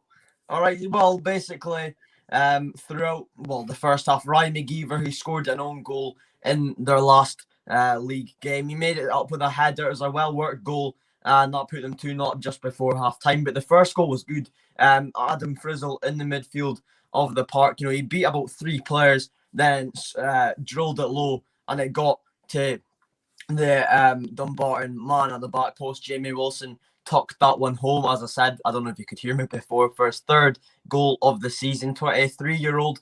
But no, Huntley, I'd like to see a shot from them. They're blending the 4-4-2, and it's not worked. They've not even stopped the defence or the attack of Dumbarton. So yeah, no, I'm not seeing anything from them. This could be a cricket score by the end of it. I'm not looking forward to Dumbarton. They're looking really good.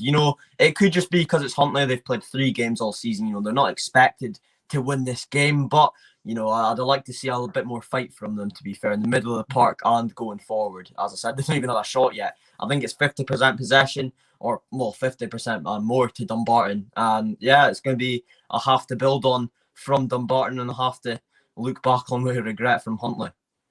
So what are you thinking so far in terms of the fact that the last time Aberdeen played Dumbarton, you struggled to beat them? Oh God. I'm not that game again. I didn't want to relive that. That was the Red Shed game, but no, they made it harder for us. We were poor that game, and we're even worse this season, which is filling me with a bit of regret, or not much hope, to be fair, because we've not scored. Obviously, with Stephen Glass, it could be different. But yeah, Dumbarton are looking dangerous, man. So I don't know. I'm not too confident right now, but I'm never am with Aberdeen these days. So, but we should be Dumbarton. But I said that last time, and they made it really hard. It was a Cosgrove penalty that ended up being the difference in that game, and we left it a bit late. And there was even talks of it was a penalty. So yeah, it certainly won't be easy, but it never is, I guess. These teams are going to make it hard for you. I remember a few years ago, I think you were at the game actually, when we played Stenhouse Moor. Yeah, that was some home match as well, and we done it in the away leg, but in the replay. But no, look, we should see them out, but yeah, I mean, you never know. You never know. They're looking good though. They're looking good. I'm liking, as I said, Jamie Wilson. He looks like a good young player. So yeah, we'll have to wait and see, I guess. Hey, still another half. The Huntley could come back. Mm-hmm. I've seen Huntley thrash teams before. Also, elsewhere, Nairn County have pulled a goal back against Montrose. It's 4-1 there, but it's still a long way to go, and a massive mountain that Nairn County have got to climb in order to get back anywhere into the cup tie. We're also going to have a wee look at some of the comments. Realistically, who do you think is going to win the cup? Well, it's sacrilege if I don't go for my own team at the moment. So I've got to say Motherwell. And I'm pretty sure Adam will say Hearts. I'm pretty sure Coby There's a will difference say Aberdeen. between sacrilege and actually being realistic. Absolutely not. Yeah, no chance I'm saying Aberdeen to win a cup. I'll take if we can score a goal in a game, that would be good enough for me right now. Win the cup. Oh God. Unbelievable. those exact thoughts. I wish. Fair enough. Don't know where to go from here. We've got a few more comments from Wolves DB saying, "What do you reckon about?" No, we're not. I'm not having the thought of a Celtic and Rangers B team in League Nah. Two. Nah. Get it so far the foot. Fraz, you put your hand up. You got something? No, I was going like that. No. No, absolutely not. You're not a football fan if you're thinking that. I don't care if it works in other nations. We're not other nations. It's just such a weird concept having like a B team, like like a reserve team, and like a league with like other like first teams, because obviously like if you're like a youth player at Rangers, you're going to be training more than say like an actual player, like a first teamer at Cowdenbeath or wherever. So it's kind of like it's got that unadvantage advantage, I think. So no dice. Mm-hmm. I completely agree. I mean, if they were to somehow do that, they'd have to cap them to playing to a certain division, because literally, well, you already see with Queen's Park being the only properly professional team in League Two, they're basically strolling the league. You see Celtic and Rangers, it'll be between them two for the top two, and then you probably have to promote the third place team in the league. Teams out on the park here for the second half at the Fourth Bank Stadium, Stirling to kick off. Fantastic, Rossco. Hearts are also out. Sorry, mate, to cut you off there. Hearts are also out waiting on Brora, and they make one change at the break. Liam Boyce, who was scheduled to be away with Northern Ireland this week, has been obviously kept at home due to his wife having a child. So he's on for the Jambos and will most likely partner Armand Nondwile up front. The interesting thing for me is it looks as though Jamie Walker will probably shift out to the flanks, and it looks as though Hearts have gone to a more traditional 4-4-2 as opposed to the 4-2-3-1 that Robbie Nielsen likes to opt for. So sorry about that, mate. That's it. No, that's fine. You can cut me out.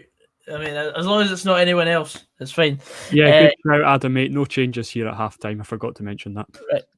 No problem. It doesn't work as a fan of a club who is a B team in their National League setup. It's rubbish. No one goes to the games, and we have hardly produced players because of it, says Christian Haugen, who supports Vålerenga in the Norwegian Elite Serie. Teams have re-emerged here, Gayfield. Mm-hmm. It's their own fault for dropping out the reserve league, says Daniel Drain. Ewan Starr says it will ruin Scottish football, won't give any of the lower league teams a chance of playoffs or winning the league. Well, as I said, you'd have to cap it because you couldn't have two Celtic teams potentially in the Scottish Premiership if they got promoted all the way up. I think there is a rule with them, like obviously, like how you've got Barcelona B, Real Madrid B, and all that. They can't get. I don't think they can get promoted to the La Liga. Like they just stop kind of thing. No, they can't. It's the same with like Villarreal B and all that. They can't come up. Mm-hmm. Of course. Can I just say here, I forgot to mention this at half time. Stirling, the way they're marking Wraith Rovers is really weird. They're literally going man for man. So the right back is ending up well up the pitch to mark the guy that he's marking. It's so strange the way they're doing it. But yeah, I just thought I'd mention that. It's absolutely fine. It's 5-1 now to Montrose at Nairn. Absolute mauling. Just the one sub here, Todd has come on for Bar for Cowdenbeath. That's the only sub at halftime. Okay, thank you, Stevie. I don't have any strong feelings either, but the way the Old Firm have tried bullying lower league teams into voting yes is despicable. As soon as I see the headline, I click off it. I do not even care about what the hell's it said in the article. So, I mean, I just shrug my shoulders at it. The proposal was that they can't get out of League One. Well, that would make sense, but at the same time, I wouldn't even have them in League Two. Yeah. That doesn't make any sense. Sorry. Yeah, good chance for Wraith Rovers there. A ball in from Tumulty, and it was Tate that found himself in acres of space at the back post, but he actually fluffed it, and it's been cleared out for a corner. Good start from Wraith Rovers. they would just promote the next team for us. I mean, like, why would you not just cap them in, like, if they were to come into the leagues, why would you not just cap them in League Two though? Like, I don't see like them getting to go up to League One and then they just stop. Yeah, I suppose. But also, Joseph said that the Bayern Munich B team are in the Bundesliga too. They're actually in the 3 Liga. I have managed them on Football Manager. I know my shit. Stefan, I'm interested to hear your opinion on this with the B teams. What do you think? No, it's not for me, to be honest. I don't think it's fair on lower league teams. And I think you have to be fair. Like, Scottish football is not in the greatest state, like of competitively. So to bring in another, set of old firm teams, it makes no sense to me. All it does is widen the gap between Celtic and Rangers and the likes of your Aberdeen and Hibs. Oh my goodness! Partick Thistle have been denied a Stonewall penalty. An absolute stonewaller. The ball is put through to Joe Cardo. He tries to go around the goalkeeper, and the goalkeeper clatters him. And the referee's got a clear view of it, and so does the linesman, and they give a goal kick. It's an absolute stonewall penalty kick. Disappointing. Scottish refereeing at his finest again, that's all I say. Just ask for VAR, that's it. Kind of Woodham's right there. I was just going to jump on to firstly say that's both teams back out for the second half. I don't know if my pay-per-view is delayed or whether or not there was something before kickoff that stopped the game starting, but we're starting the second half just now. Just on the lower league teams, see if Celtic and Rangers, want their B teams in to give their players experience. Do Scottish football a favour and loan them out. Don't bring in your own team to sort of run up the league. Give other teams a chance and give your players a chance to develop it at smaller clubs. Amen to that. Yeah, absolutely. Absolutely. That was a really good point from Stefan there. Elsewhere, Stranraer have taken the lead against Brechin in the Scottish League 2. Andy Stirling with the goal. Stranraer looking to bounce back after their 3-0 defeat at Queen's Park's final game at Hampden on Saturday, just past there.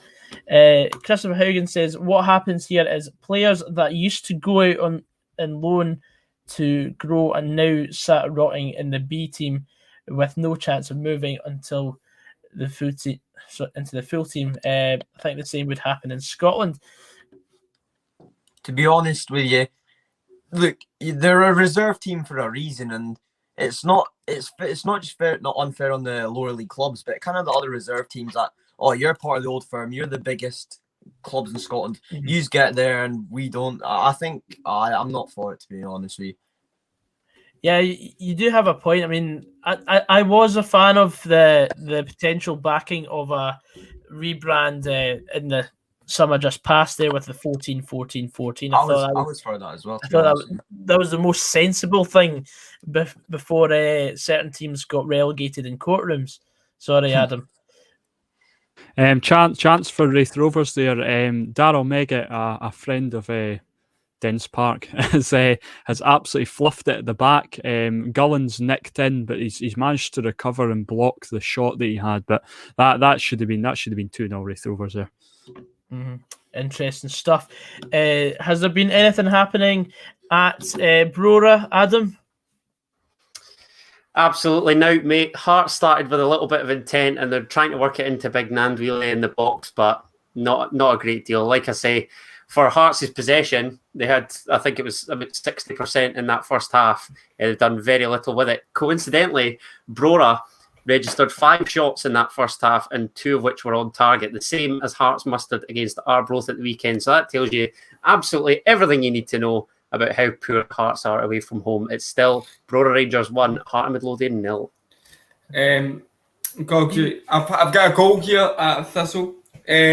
And I was just about to say, I just didn't get a chance. It was only a matter of time before Thistle scored because they had a corner with Joe Cardo. Nos McIver heads a free header straight to the goalkeeper.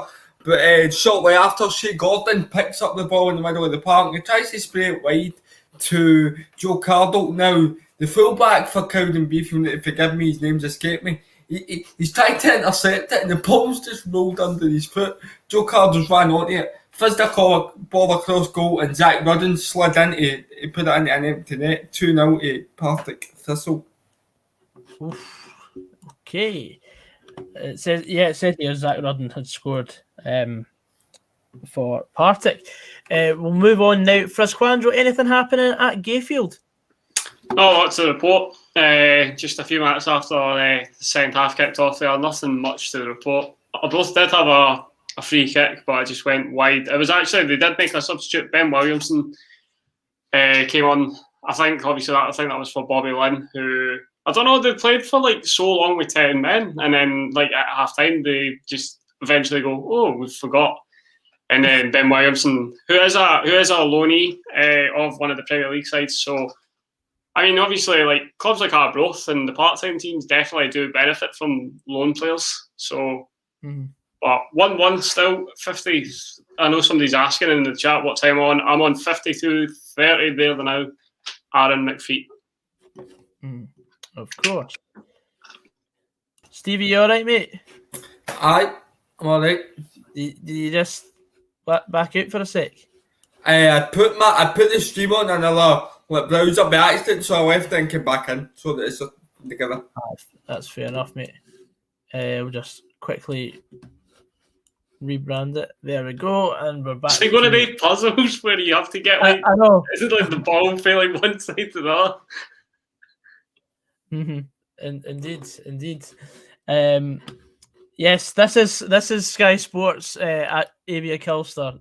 This is what Sky Sports would look like if they had no budget. So aye, that's it. What would be the thoughts of 2 leagues of 16 like we have? I mean, I as a football fan would say absolutely, but there's a lot of people that would say aye, but they wouldn't have as many Old Firm games.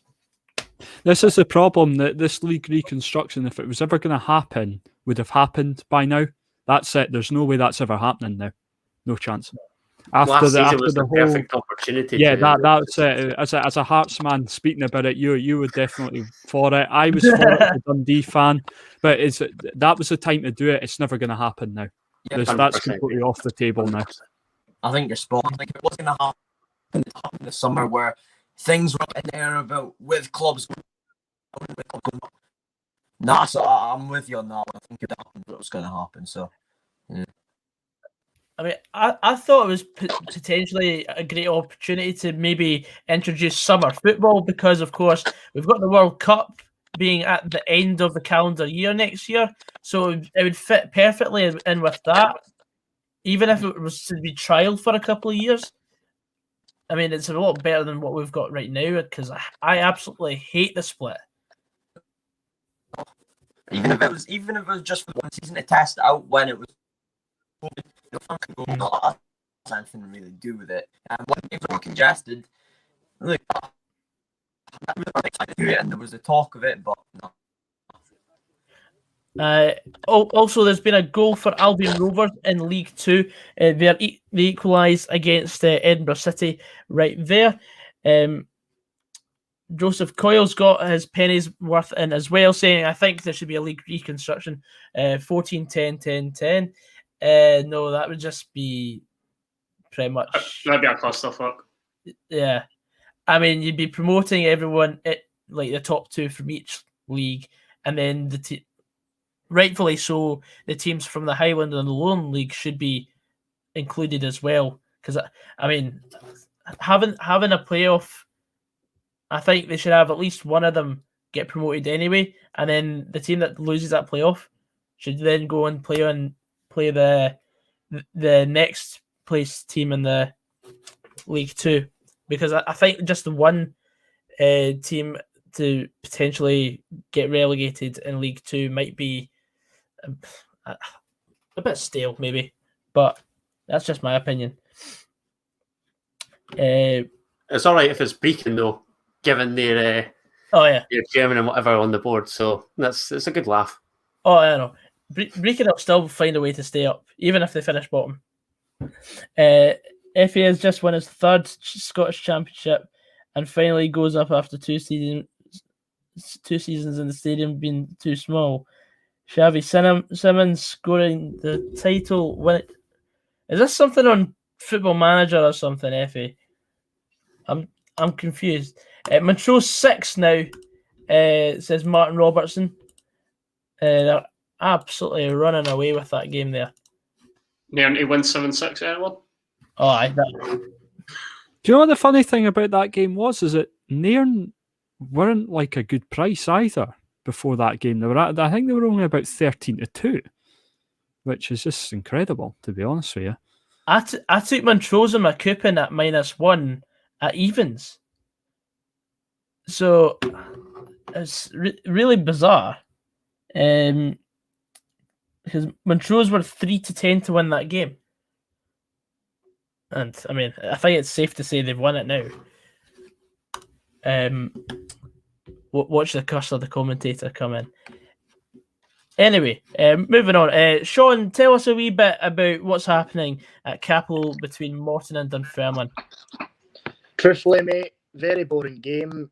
The only way this game could get exciting would be if one of the substitutes came on with a suicide vest strapped on. Because Jesus, it's gone.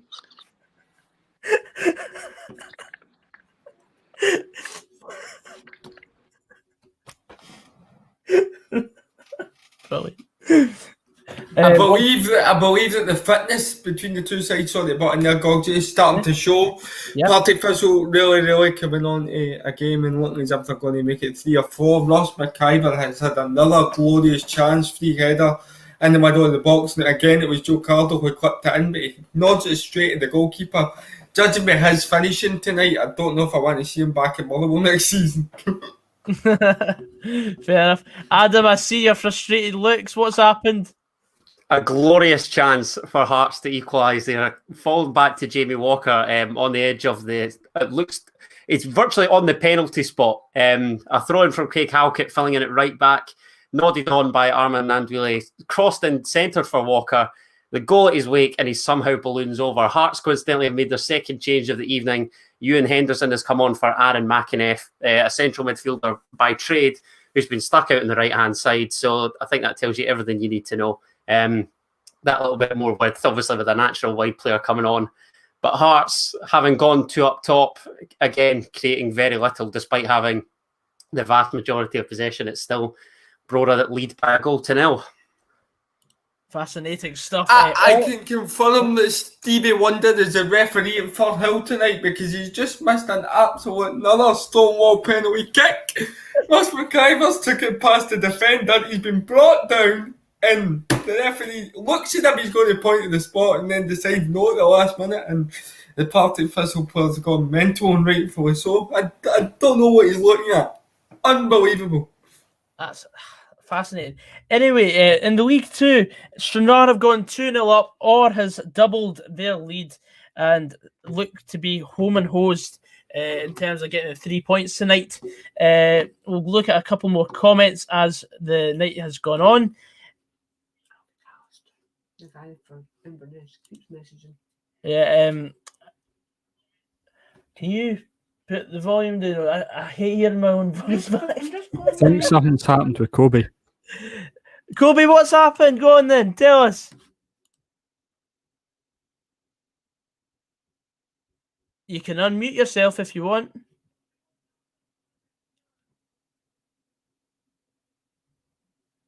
Coby. Yeah, oh my god, I feel so bad. You know, Hunley, they could have had their first shot. They passed it. They tried to do like one-touch passes, and one of their subs was warming up and he was running back, and they passed out to him, and now it's a throw for Dumbarton. Oh my god. Jeez, oh dear. Oh dear. We'll go now to Calder. We've not heard from you for a while, so what's happening at Keith v Clyde? A Clyde player's been booked for a foul on a Keith player, and Clyde have had a good few chances towards goal. I mean, they're moving towards goal right now, so it's just went for corner for Clyde. So it's an interesting game, but Keith are still struggling to hunt for that hunt for a goal. Well, let us know if there's any development there. We've got a few more comments coming in. Good evening from Riley Taylor. But now we'll go to Fourth Bank to see if there's any development between Stirling and Wraith Rovers, Rossco. No, not very much, mate, to be honest with you. There's not been any really. I think there's only been one chance in this second half. Sorry, let me put my sound down. There's only been one chance in the second half, and the one I reported about 12 minutes ago. Not really much has happened other than a couple of subs, so not really much to report. Fair enough. We'll go to Stefan now. Anything happening at Borough Briggs, mate? No, not too much. Nothing in the way of chances. Elgin are coming into it slightly. They're getting a bit more chance to get on the ball, but ultimately their ball retention is woeful. Some of the passing has been horrendous, and it just gives Ayr the chance to go back on the front foot. But other than that, there's been nothing in the way of chances, so it's still Elgin City 0, Ayr United 4. Thank you very much. Frazqwandro, both teams have scored in your game, but is there any sign of that happening again in this half? No, absolutely. Nah. This game, it feels like, like a league game where like both teams have scored and now they're just settling. But they have to realise that this game has to be settled tonight, and I doubt both teams are not really going for it in the same way that they did in the first half. It's a bit like the Old Firm. The intensity was there in the first half, but it's kind of fell in the second. So it'll be interesting to see who wants this more, because at the moment it doesn't look like anybody wants it. So we shall see. Of course, with the games potentially going to extra time and penalties tonight, we are staying on till a finish. So hopefully that game does find a potential winner very soon. Can I just say something here? Yep. With Wraith Rovers, everything seems to be going through their left back, Kieran McDonald. He seems to be their sort of out ball. I would quite happily have him at Dens. He's a great left back. Really, really good player, and he's impressed me tonight. Fair enough. Bayou Cookers says, "Are there any shocks tonight?" Well, I'll ask Adam that. Is there any shocks tonight, mate? I mean, you could say that the scoreline is, but to me, I just say a repeat away day performance, absolutely pitiful. And a total embarrassment. Just my frustration. I've basically said all my frustrations on my Hearts podcast, which was released tonight. So, and I said, funnily enough, that I was fearful of Brora tonight, and I've been proven right, because lo and behold, Hearts are absolutely abysmal. So, fantastic. I'm thoroughly enjoying being on the show, but I'm not thoroughly enjoying the game that I'm watching. Well, you're always welcome, Adam. You're always welcome, mate. Coby, you said there's an update at your place. There is. Basically, the Huntly keeper is flat bang down. I think he's getting up now. But what happened was the Dumbarton strike goes through, and the Huntly defender tried to wipe him out before he could get goal bound, and he just missed him and got the Huntly keeper. And then the sportsmanship was unbelievable, because they kicked out for a throw-in. He's up now, it's all fine. But yeah, I mean, that was a bit that just sums up Huntly, to be honest. They've been absolutely awful. Still waiting for a shot. There will be an update if they do get a shot off this game. It's not looking likely though. But yeah, still 2-0. I've got a goal here, Goggsy. Before I go on to describe the goal, just need to say that Partick Thistle made a double substitution. Williamson and Cardo come off, and McKenna and Murray come on, and it's the substitute Murray who grabbed the goal. It was a great ball from Shea Gordon to Ross McIver. He shifts it to Murray. Murray's touch is slightly behind him, so he has to turn back the way, but he hits the ball just at the edge of the box on the turn into the bottom corner. Game set and match Thistle, and into the next round to face Dundee United. Thank you. Elsewhere, Montrose have hit their 7th of the evening at Nairn. They are showing absolute no mercy there. 3 goals this half after a McLennan reply for Nairn. In the 81st minute. It looks very, very nice to be a Montrose fan tonight. Just to say, Goggsy, Ayr United had a chance to make it 5-0 there.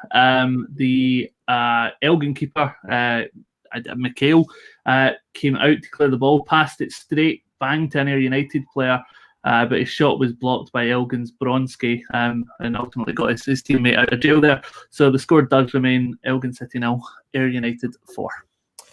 Thank you. And as Joseph Coyle says on the comment section, 44 likes so far tonight on the stream. Feel free to keep it going, Trips. Let's hit 50 likes tonight, and we'll hopefully have a wee bit of consistency going into next week with the international break, because we've got 3 Scotland games to cover, in which we'll be covering Scotland versus Austria on Thursday night. The Sunday will be Israel versus Scotland, and on the following Wednesday, Scotland versus the Faroe Islands, as we hope to see Scotland get 9 points out of 9 and a good start off to the World Cup group stage qualifying. Next, we'll go to Sean. Anything happening at Capello, mate?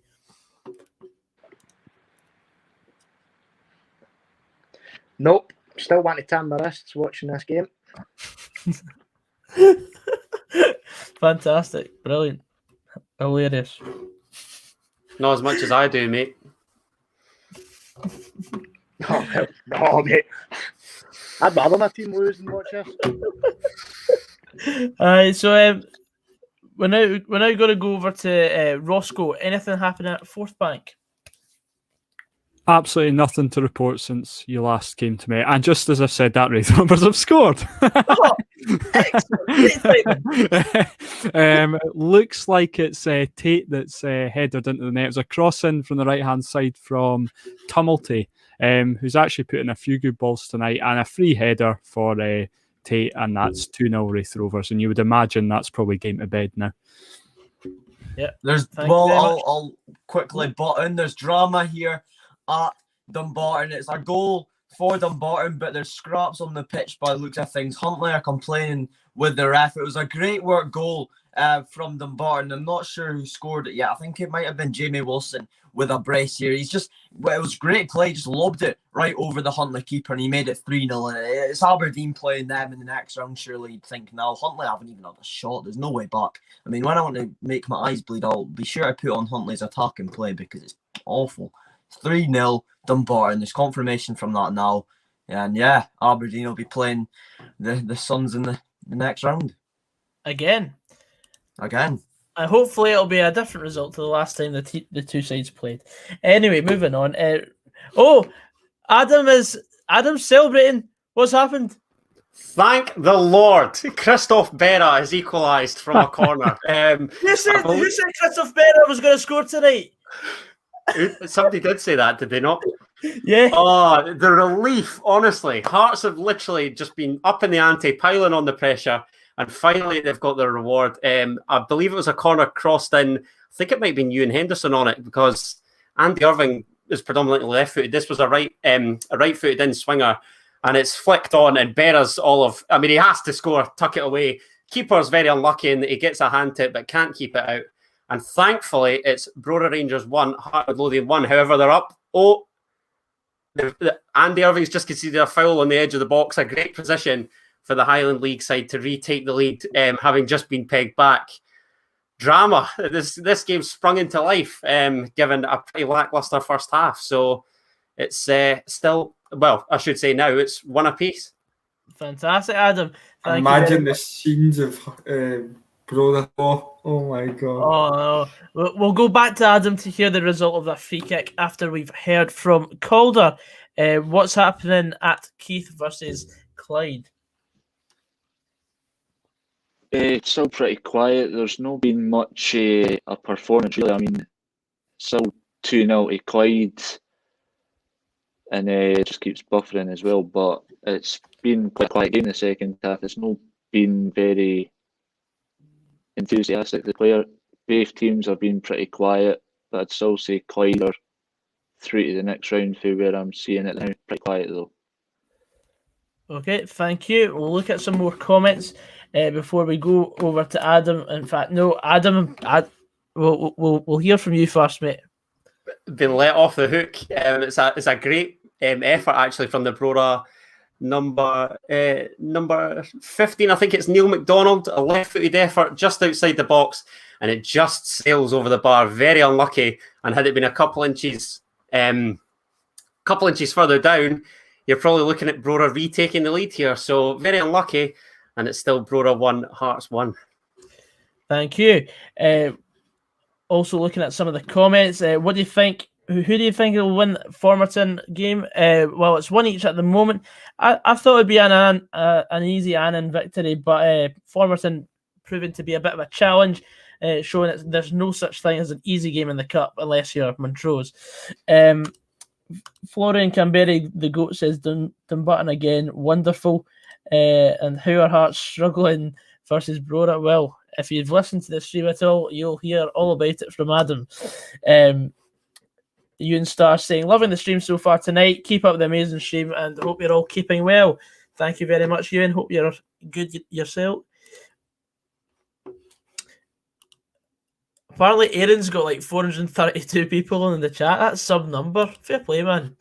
Fair play to him. If he wants to do a raid, then that's absolutely fine.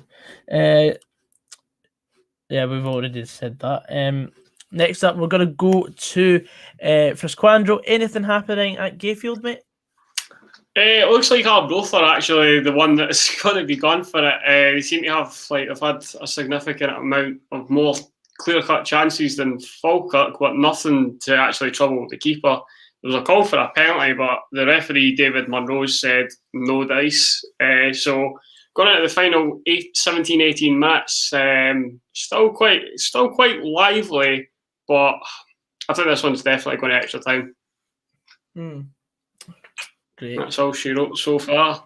And that'll be played to finish, of course. We'll now go visit Stefan up at Borough Briggs. Currently is 4-0 to Ayr United.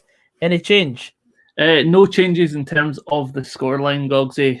Both teams have made substitutions. Elgin took Tony Dingwall off and replaced by Josh Peters. And Ayr took Cammy Smith off and brought on loan Rangers player Jamie Burjonis.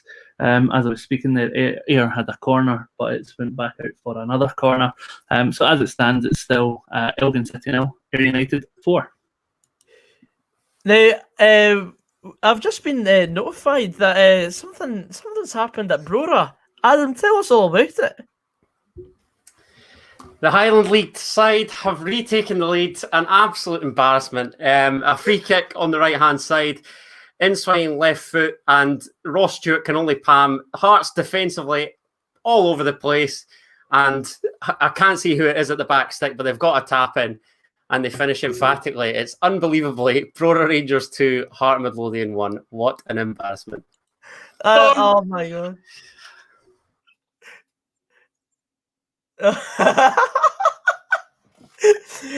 Coby, something happening at Dumbarton.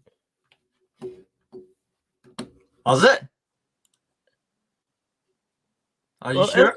There's been a 4-0. I was just too focused on that goal there. Funny. Hearts, there's been a fourth goal. You're not wrong, to be fair. I would tell you what's happened, but I've got no clue. But, oh my god, I didn't even notice. I'll try and get an update on that. But I must admit, before we do go on, there's been a young winger for Huntly who's kind of not stood out because I was getting pummeled and they've not had a shot. But Reece Thomas, I think, had a decent game. He's been the standout player. He's taken men on, and he's I think he's 18 years old. I've been doing a little research whilst I've been away. So yeah, he looks a decent little player. But I don't know what happened on that goal. I can't tell you. To be honest, I was too busy celebrating the Brora Rangers goal.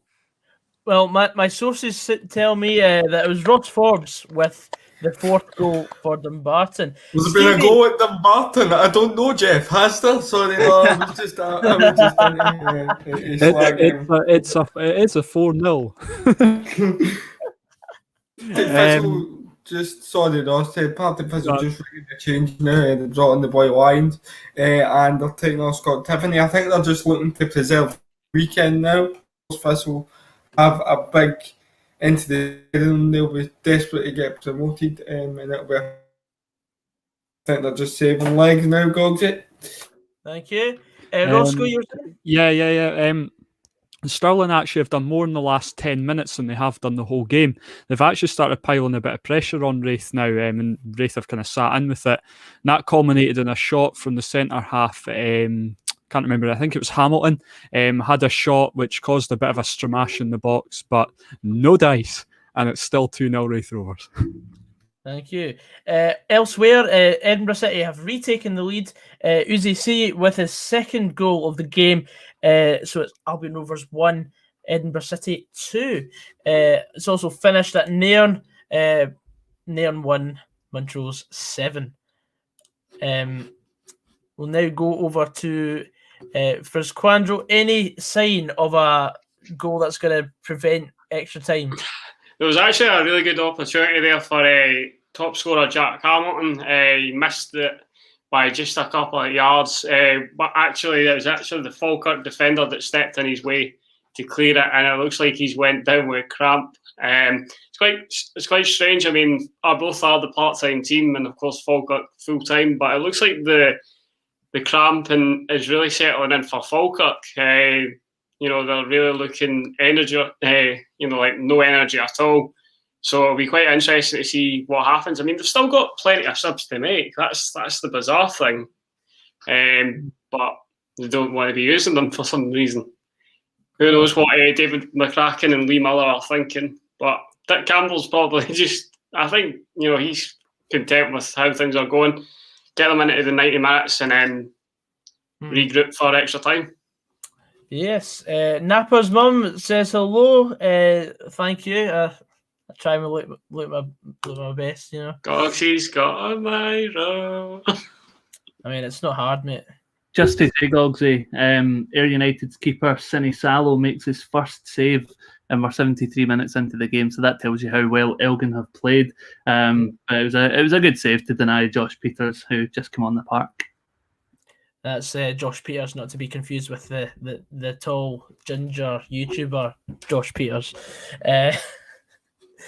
We'll now go to Calder, see if there's been any development between Keith and Clyde. Been a few close chances for Clyde. It's been all Clyde in the second half again, but just Clyde with the ball. Keith just not got a chance of goal yet, but I'll get back to you if there's any more updates. It's pretty much quiet now. Thank you very much. And speaking of quiet, Sean, tell us about what's happening at Morton. Right. Well, actually, Morton hit the post again, so I got right buzzing, but posting and nothing's happened. It's pretty shit, mate. I'm sorry about that, man.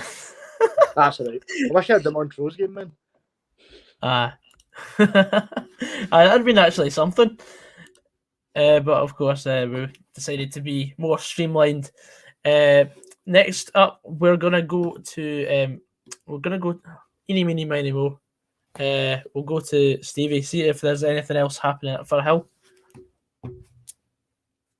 Absolutely nothing, Gogsy.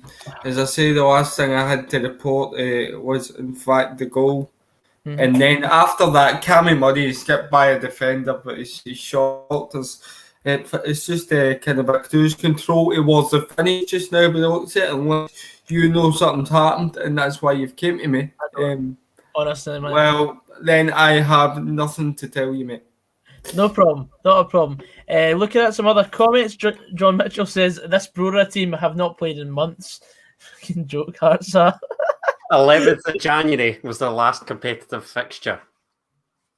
And beating Camelin in the first round 2-1. What an embarrassment. I didn't actually realise that game actually got played. I just assumed that Camelin had after numerous opportunities. Yeah, because they of course played or tried to play the original tie, and because of the state of the pitch, they decided to abandon it because of the bad weather. And I honestly didn't realise that Brora had actually won the game. I just thought Camelin were like, you know what, fuck it, Considering the wait that we've had for this fixture, or obviously the Camelin Brora to go ahead, and now this to go ahead, to say it's been an anticlimax for me would probably be the understatement of the year. So it's some laugh. Talk about the waiting game.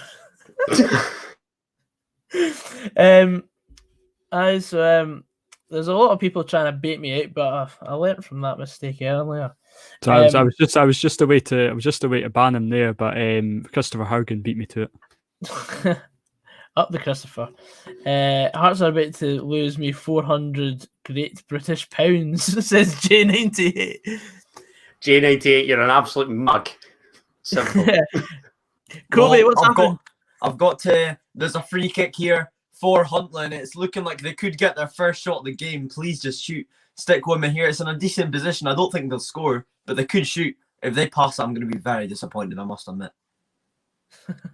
1 minute. Hold where they're shooting. Oh, it's almost a goal, and that's a shot on target there. And wow, the first shot on goal in the 82nd minute. It's not a corner. No, they're getting into some stride. Maybe we could see a late comeback. 4 goals.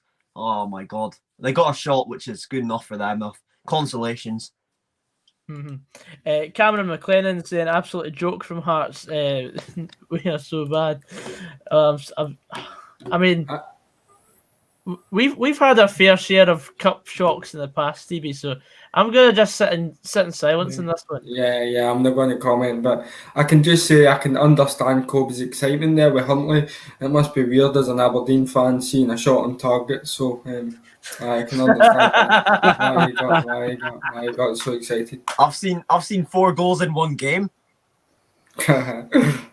Unbelievable. Sorry. Daniel Dane says I'm on my knees, Brora. Jason Hagen saying, do you see Dunfermline going far in the cup and also the league? Well, it says here, of course, the winner of Morton against Dunfermline will be playing East Fife. So the thought of a derby in the next round for Dunfermline, I'm surprised they're not going more for it. And of course, well, I can see them getting past East Fife, maybe make the next round as well, all depending on who they get in the hat. Does anybody know what the price of Hearts was before the game? I bet on Hearts as well. So my bet's definitely not coming in. But I know they were about 1-9 when I was looking at them. Right, so it's shame on you for putting them on then. You shouldn't be putting teams on at that kind of odds anyway. I don't take that. Well said. Anybody that backs a team at 1-9 deserves to lose for the guy in exactly. comments. £400, you deserve to lose for.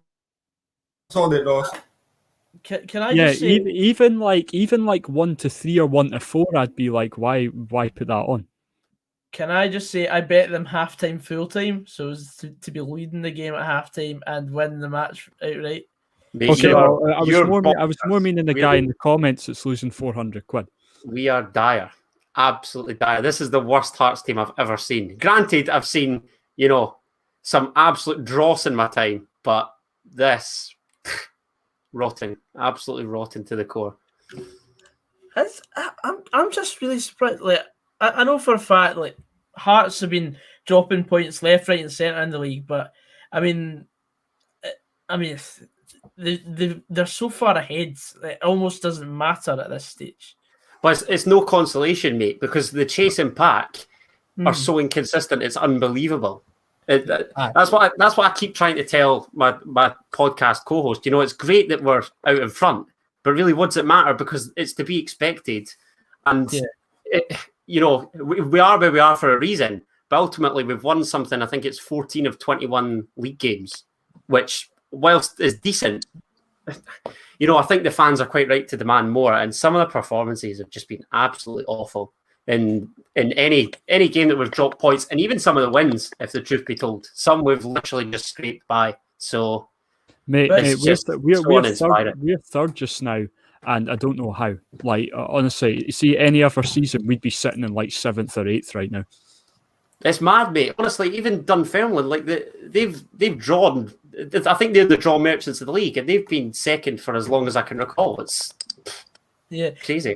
You've got what? So 14 out of 21. That's a 66% win ratio. That in a normal league, that would probably get you second or third. Yeah. Adam, can I just ask you, as Yes, a mate. Hearts fan, There's been a goal, sorry. I'm going to go. Falkirk have broke the deadlock. It is Connor Salmon. Connor Salmon. No, it's not. No, so Connor Salmon assist before we get our knackers on our twist, boys. That's still no. Connor Salmon, before he got tackled, laid it off for Kai Fotheringham in the wide area and slotted it past Derek Gaston.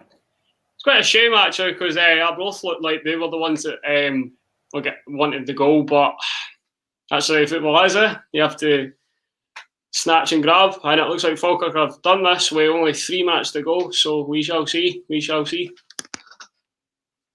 it, 2-1 Falkirk. Stevie, go on, yeah. Would this then be your lowest point as a Hearts supporter, Adam? To be beat off a team like Brother? It's up there.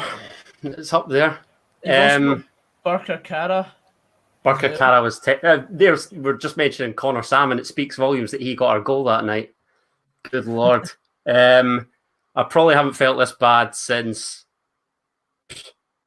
the weekend. No. The 5-0 at Livingston, that was tough. Oh, that was pretty bad. I don't know. That's a great discussion point for my next podcast, so thanks for that, mate. I'll steal that. No worries, mate. I'll claim any royalties though, alright? Absolutely not a problem. I'm more than happy to dish them out. Christopher Higgins says, now getting 28-1 for Hearts as we edge closer to full time. I'll give you 280-1 because it ain't happening.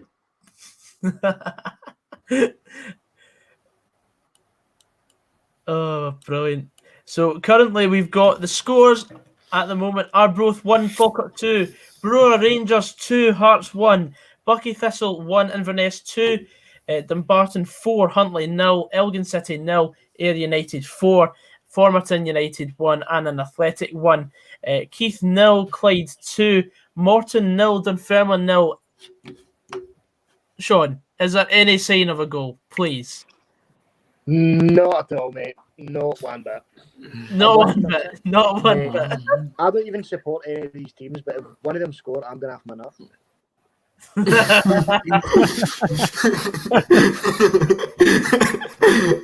Oh, no, it's just like, just get a goal. Please, man. So as it stands at the moment, it's only Fraz that's going extra time. No, Fraz is 2-1. I'm 2-1. Oh, you 2-1. Sorry, I've not been paying attention. So nobody is. At the moment, it's just Morton because of course Montrose did the deed. Yeah, of course. And Partick 3 up, Steny 1-0 up at Peterhead and 2-0 Wraith Rovers. So we're just counting on Sean for not to go to extra time. Can I just say I'd give anything to go to extra time, but it's certainly not looking likely at the minute. We did it against Bonnie Rig Rose. We scored in the 94th minute. Osman Sow popped up. So I feel your pain here. Was it not Jonathan Afolabi that night? Was it Afolabi? It was Afolabi that night. It was that memorable a game. I was just going to say that, you know, like the reason that Aaron's getting such high figures is probably people like just flocking in to see his despair. Yeah, like it's nothing more than that. Like, you know, everyone just wants to see our Hearts fans' reaction. Like, you know, like Adam, you know, like proper like crumbling into their soul. Last year's, even though it was this year's Scottish Cup runners-up, knocked out by a Highland Blue. Scottish Cup runners-up 2 years on the trot, mate. I know, madness. Oh my God, man! What's happened? Oh, it's a brilliant ball, I think, from Jamie Walker from deep, and somebody's coming in at the back stick. Halkett, I think it is. And he sends it wide. What a chance! Oh, you're killing me here. John Mitchell raises 7-0 Celtic at home. as a low point for a Hearts fan. This game's going to extra. Thankfully, I missed that, but at least if it's a caliber or a side of Celtic's caliber absolutely doing us, which was a team of teens, I might add, then it's certainly not as bad as this. This has just been absolutely dire. Celtic drubbing teams can happen to anyone. Mm-hmm.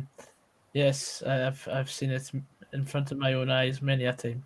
Is that right, Stefano? Full time at the Fourth Bank Stadium. It is 2-0 Wraith Rovers. Full time Very good. up in Dumbarton. It is 4-0 Dumbarton against Huntly. But you live in Aberdeen. You're That's Aberdeen. down from That you. doesn't make sense. Move. Moving on. Stefano, you were going to say something, mate. You asked me a question, but I forgot what you said. No, it was just a wee cheeky. Like I've seen Motherwell get drubbed a few times by Celtic. Isn't that right, Stefano? I mean, my favourite Celtic Motherwell game was the 4-3 game back in 2016. Right, that's enough, Stefan. Thank you. Be quiet. Come on. I was dreaming that day.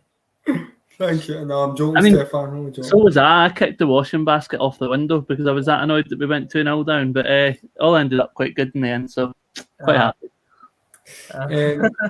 That's full time at Theofficialgog, the official through to play Dundee United at Tannadice That'll be an interesting on game. the 3rd of April, and I think they'll give them a game, mate. I really do think they'll give them a game.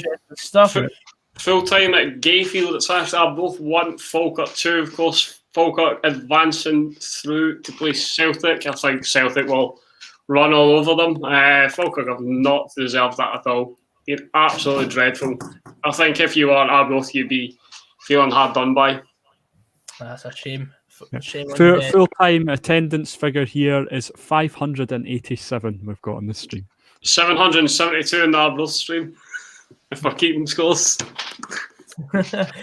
Called or anything happening at Keith v Clyde? Just about to finish, Gogsy. Just heading into the last minute. Still Clyde 2, Keith 0. I'd say that's Clyde won it fair and square. It's been a good game so for Clyde. They've done what they can to win the game. Apart from that, that's pretty much near full time. Thank you very much. Sean, please tell us there's been a goal somewhere. No, it's finished and it's heading into extra time. But one of the highlights, it showed the Dumbarton manager's gun jamming as he tried to kill himself because the game's so boring.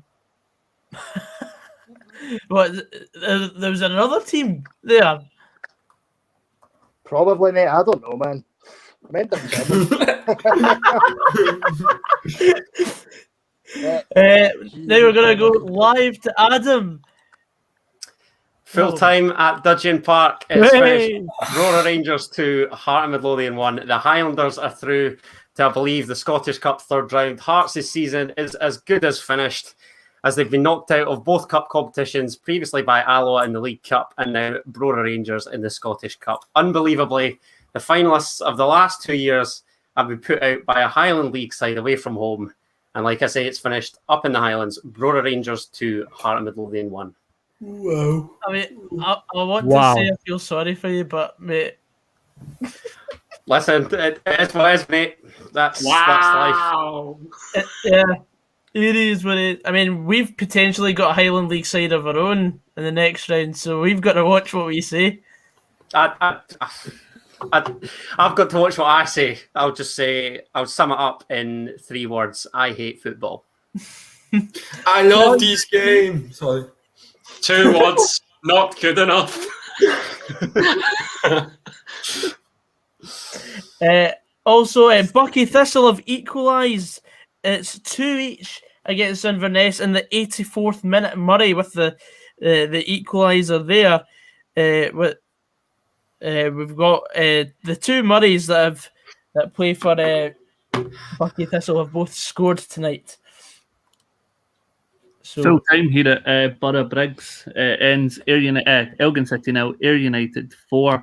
A second half of really nothing, to be honest. Can't be compared to the first half. There was absolutely nothing of worth recapping. As I said, Sine Sola makes his first save at 73 minutes.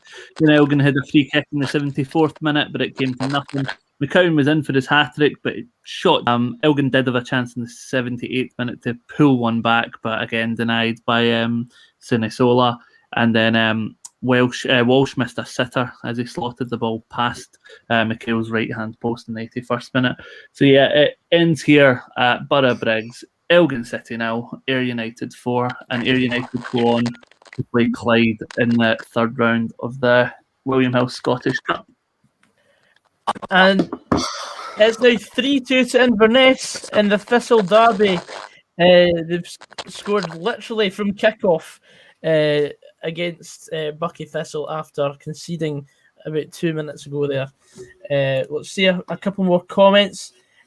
Ross Bailey saying with that hitting out with that patter already. The Monk says Derek McInnes will be at Tynecastle this time next year. Oh, good shout. If Hearts have any ambition, they'll make a move for Alex Neil, but they won't. That's a good shout as well, especially when coming back into the Scottish Premiership. So I'd also take your man Stevie Robinson as well, Gogsy. I was waiting for that. No, if Hearts go up, Robbie Nielsen's going nowhere, mate. I just hope he latches on to the next club that has sort of the biggest budget in the Championship and brings them up again. I think it could be a recurring theme here. But you're right, he's not going anywhere. Budge's forked out the compensation to obviously bring him in from Dundee United. So the fact that we'd have to rip that up almost immediately, I can't see it. And it makes you wonder what would have happened had Hearts kept Daniel Stendhal as well. So it's some laugh. Regrets? Nah, it's a good laugh, isn't it? John Mitchell says Jambo kickback has crashed, can't get on it. Brilliant. Kyle McIver says Adam looks very sad. What gave that away? Oh dear. Adam, if it's any consolation, Rossco's first appearance on the channel properly was for the 6-2 game at the start of the season. So it's of absolutely no consolation, mate. But thanks. Adam, what's your are you Nielsen out or? Do you know what? I was in two minds about the gaffer. I've got to be honest, but now I'm Nielsen out. Yeah, 100%. What? A Heart of Midlothian manager cannot survive being knocked out of both cup competitions that we have a semi-realistic chance of winning. To, with all due respect, Alloa Athletic and Brora Rangers. It's not in the same season. In the same season. Yeah. Whilst limping to a championship title. Would you take Armandel, Derek? I've got to be honest. This was a discussion point a podcast or two ago. I know the brand of football is terrible. However, during his Aberdeen tenure, he was consistently within the top 4 or 5. You'd get a trip to Hampden every year. Granted, I know he only won the League Cup with Aberdeen, but prior to Craig Levine's second spell and the back-to-back Scottish Cup finals that we've now been in, I think our last Hampden trip before that was something like the 2013 League Cup final. So, Hearts fans are craving regular Hampden appearances, challenging for cup competitions, whilst also having a decent grounding in the league. And I know Derek McInnes' style was boring, but ultimately he gave you that. And I think we are the perfect example. Sorry, mate. I think we are the perfect example of you don't know what you have until it's gone. Mm-hmm. I think on his day, if he's got the right players, he'd try to play good football with us this season. I think his hands were tied this season, but no, look, you know what you're gonna get. Like, if you're gonna take a team like Aberdeen, I'd take finishing top 4 every season. Get into, I know it kind of faded out near the end of his Aberdeen tenure, but get into Hampden, as I said, consistently. I'd take that because he did give us good memories. I think Hearts would be a perfect club for him as such to kind of not rebuild his name, because I think it's fine, but I think that, as you said, the style of play kind of, it's like a blanket covering him because he's a good manager. But as you said, I think Alex Neil, I can see is trying to get him, and it would be an ambitious appointment if he did go get him. I'm not trying to wind you up here, but given the state that Aberdeen were in prior to Derek McInnes and the job that he then did with Aberdeen, you know, that leap, I crave something like that now. And I think from a business sense as well, he recruits well, Derek McInnes, and always has. And it seems to be a sort of kind of Premiership proven route that I'd like. I think when he takes the likes of Graham Shinney and Kenny McLean on free transfers, then goes and sells McLean on to Norwich and whatever, I think he's very smart that way. I mean, the Sam Cosgrove deal signs him for 30 bags, and then he's sold on to Birmingham for 2 million. It's just, it makes sense from a business perspective. Would give us a decent league showing that we've not had since Robbie left, whilst also challenging for cups, hopefully. Yeah, he's constantly as well with Aberdeen. He was losing his best players every single season and having to replace them. And he was never really backed because with Aberdeen, he wanted like a Louis Moult and ended up with Stevie May. He wanted Martin Boyle and ended up re-signing Niall McGinn and all that. I'm telling you, we were after Louis Moult. Well, there's no point discussing a new gaffer because, like I say, Nielsen will be going nowhere, which is the frustrating thing. Anyway, on that note, before we wrap up, we're going to do a last word on the game. So I'll do from Ross all the way down to Calder and Sean. First of all, Rossco, final word on the game at Fourth Bank tonight. Yeah, so a very professional performance from Raith Rovers tonight, finished 2-0. In terms of the second half, a half of very few chances, not really much happening other than the goal from Raith, which was a free header from inside the box to make it 2-0. Stirling did come back into it latterly, but they didn't really make any chances of note. So finished 2-0, Raith Rovers through to the next round to play Livy at the Tony Macaroni Stadium. Thank you very much, Rossco. Next up, Stefan. Sorry about that. A really enjoyable game for me. But for us being a neutral, I thought Ayr United controlled the game really well. They limited Elgin to literally one or two chances that they took towards the last 15 minutes of the game. They thoroughly deserved to go through. They came with the game plan and executed it well. And I don't think Elgin can have any complaints about how the game went. Maybe bar the fact they never created enough chances. But yeah, a solid performance for Ayr United. And I'd fancy them to progress against Clyde in the next round. Thank you very much, Stefan, and a very good debut from yourself tonight. Stevie, tell us about Partick Thistle versus Cowdenbeath. Very, very comfortable night for the Jags. Thoroughly merited their 3-0 victory. In terms of the second half, there was a couple of chances for Ross McIver, and the goal came from a substitute, Cammy Murray. It was a great ball from Shea Gordon into the feet of Ross McIver. He shoves it to Cammy Murray and he hits it reverse into the bottom corner.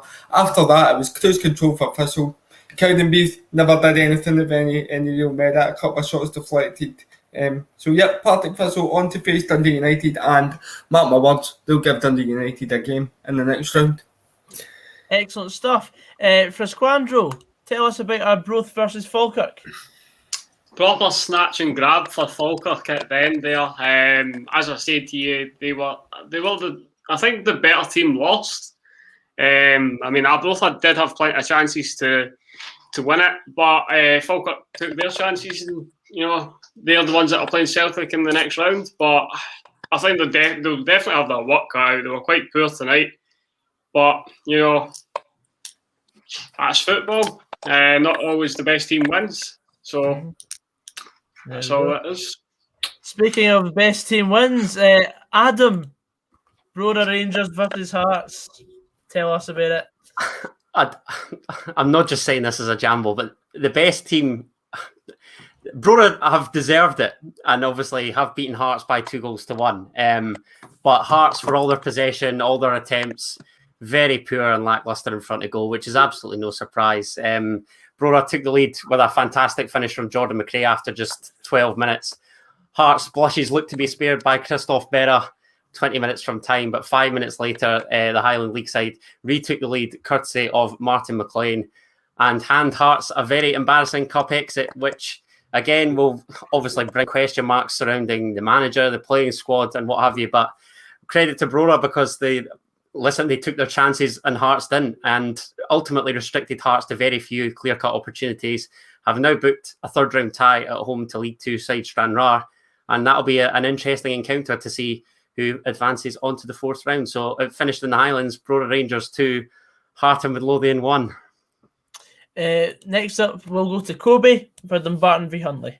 Yeah, a dominant display from Dumbarton. Saw Huntly parking. A Jamie Wilson double sees them go through to the next round with 60% possession when they'll play Aberdeen. And look, it won't be an easy game for us. As I said, they dominated the game. Huntly didn't even lay a glove on them. They had 2 shots with 1 on target the entire game. You know, Ryan McGeever making up for his own goal last week. And as I said, it's going to be a hard game for Aberdeen in the next round. It's not going to be an easy walkover. And you could be looking at an upset there. You know, they played really well, good team play, good goals as well, and they've done enough to see off Huntly. Thank you. Next up, we'll go to Calder for Keith versus Clyde. Yeah, a very good game, Goggsy. Clyde 2, Keith 0. 2 goals for in the team. Strong performance. It was all Clyde. I mean, Keith just didn't show up today. I mean, with the Clyde possession, he's 64%, 8 shots on target. It was a good game to watch, but Keith just never stood a chance in that game. And you got goals for Goodwillie and Runsby. And there was like 1 foul from Keith, but apart from that, it was overall good game. Thank you very much, Calder. Next up, we go to Sean with the only game that is still being played out of the ones that we've covered. Arguably the worst game in history. But I genuinely think if I wake up tomorrow at 10 o'clock, this game will still be going.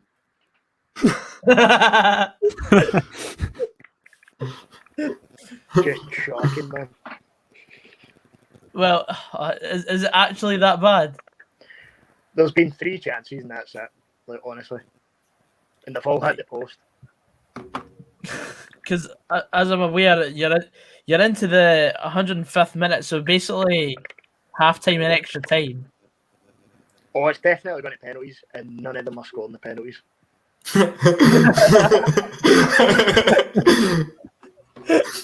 Oh, wow. It's just that type of game, isn't it, mate? Mate. Oh well, so I'll do one final rundown of the scores before we, because I'm just gonna end your misery, mate. And that's it. So the final scores are Roth 1, Falkirk 2, Brora Rangers 2, Hearts 1, Buckie Thistle 2, Inverness 3, Dumbarton 4, Huntly 0, Elgin City 0, Ayr United 4, Formartine United 1, and an Athletic 1 is still going. Of course, Keith 0, Clyde 2, Morton 0, Dunfermline 0 is still going. Nairn County 1, Montrose 7, Partick Thistle 3, Cadenbeath 0, Peterhead 0, Stennismere 1, and Stirling Albion 0, Wraith Rovers 2. I would like to thank everyone on my panel for coming on tonight. You've all put in a really good shift. Some have gone through the roller coaster of emotion. Some people's roller coaster hasn't even started. Sorry, Sean. But yeah, on that happy note, thank you to everyone in the comments. I think we peaked at well over 100 tonight, so it was a very, very successful stream in my opinion. And yeah, on that happy note, thank you very much to Rossco, Stevie, Stefan, Frazqwandro, Adam, Coby, Sean, and Jack as well.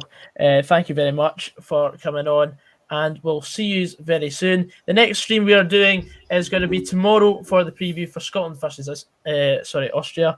And yeah, on that happy note, we'll see you later. Drive safe.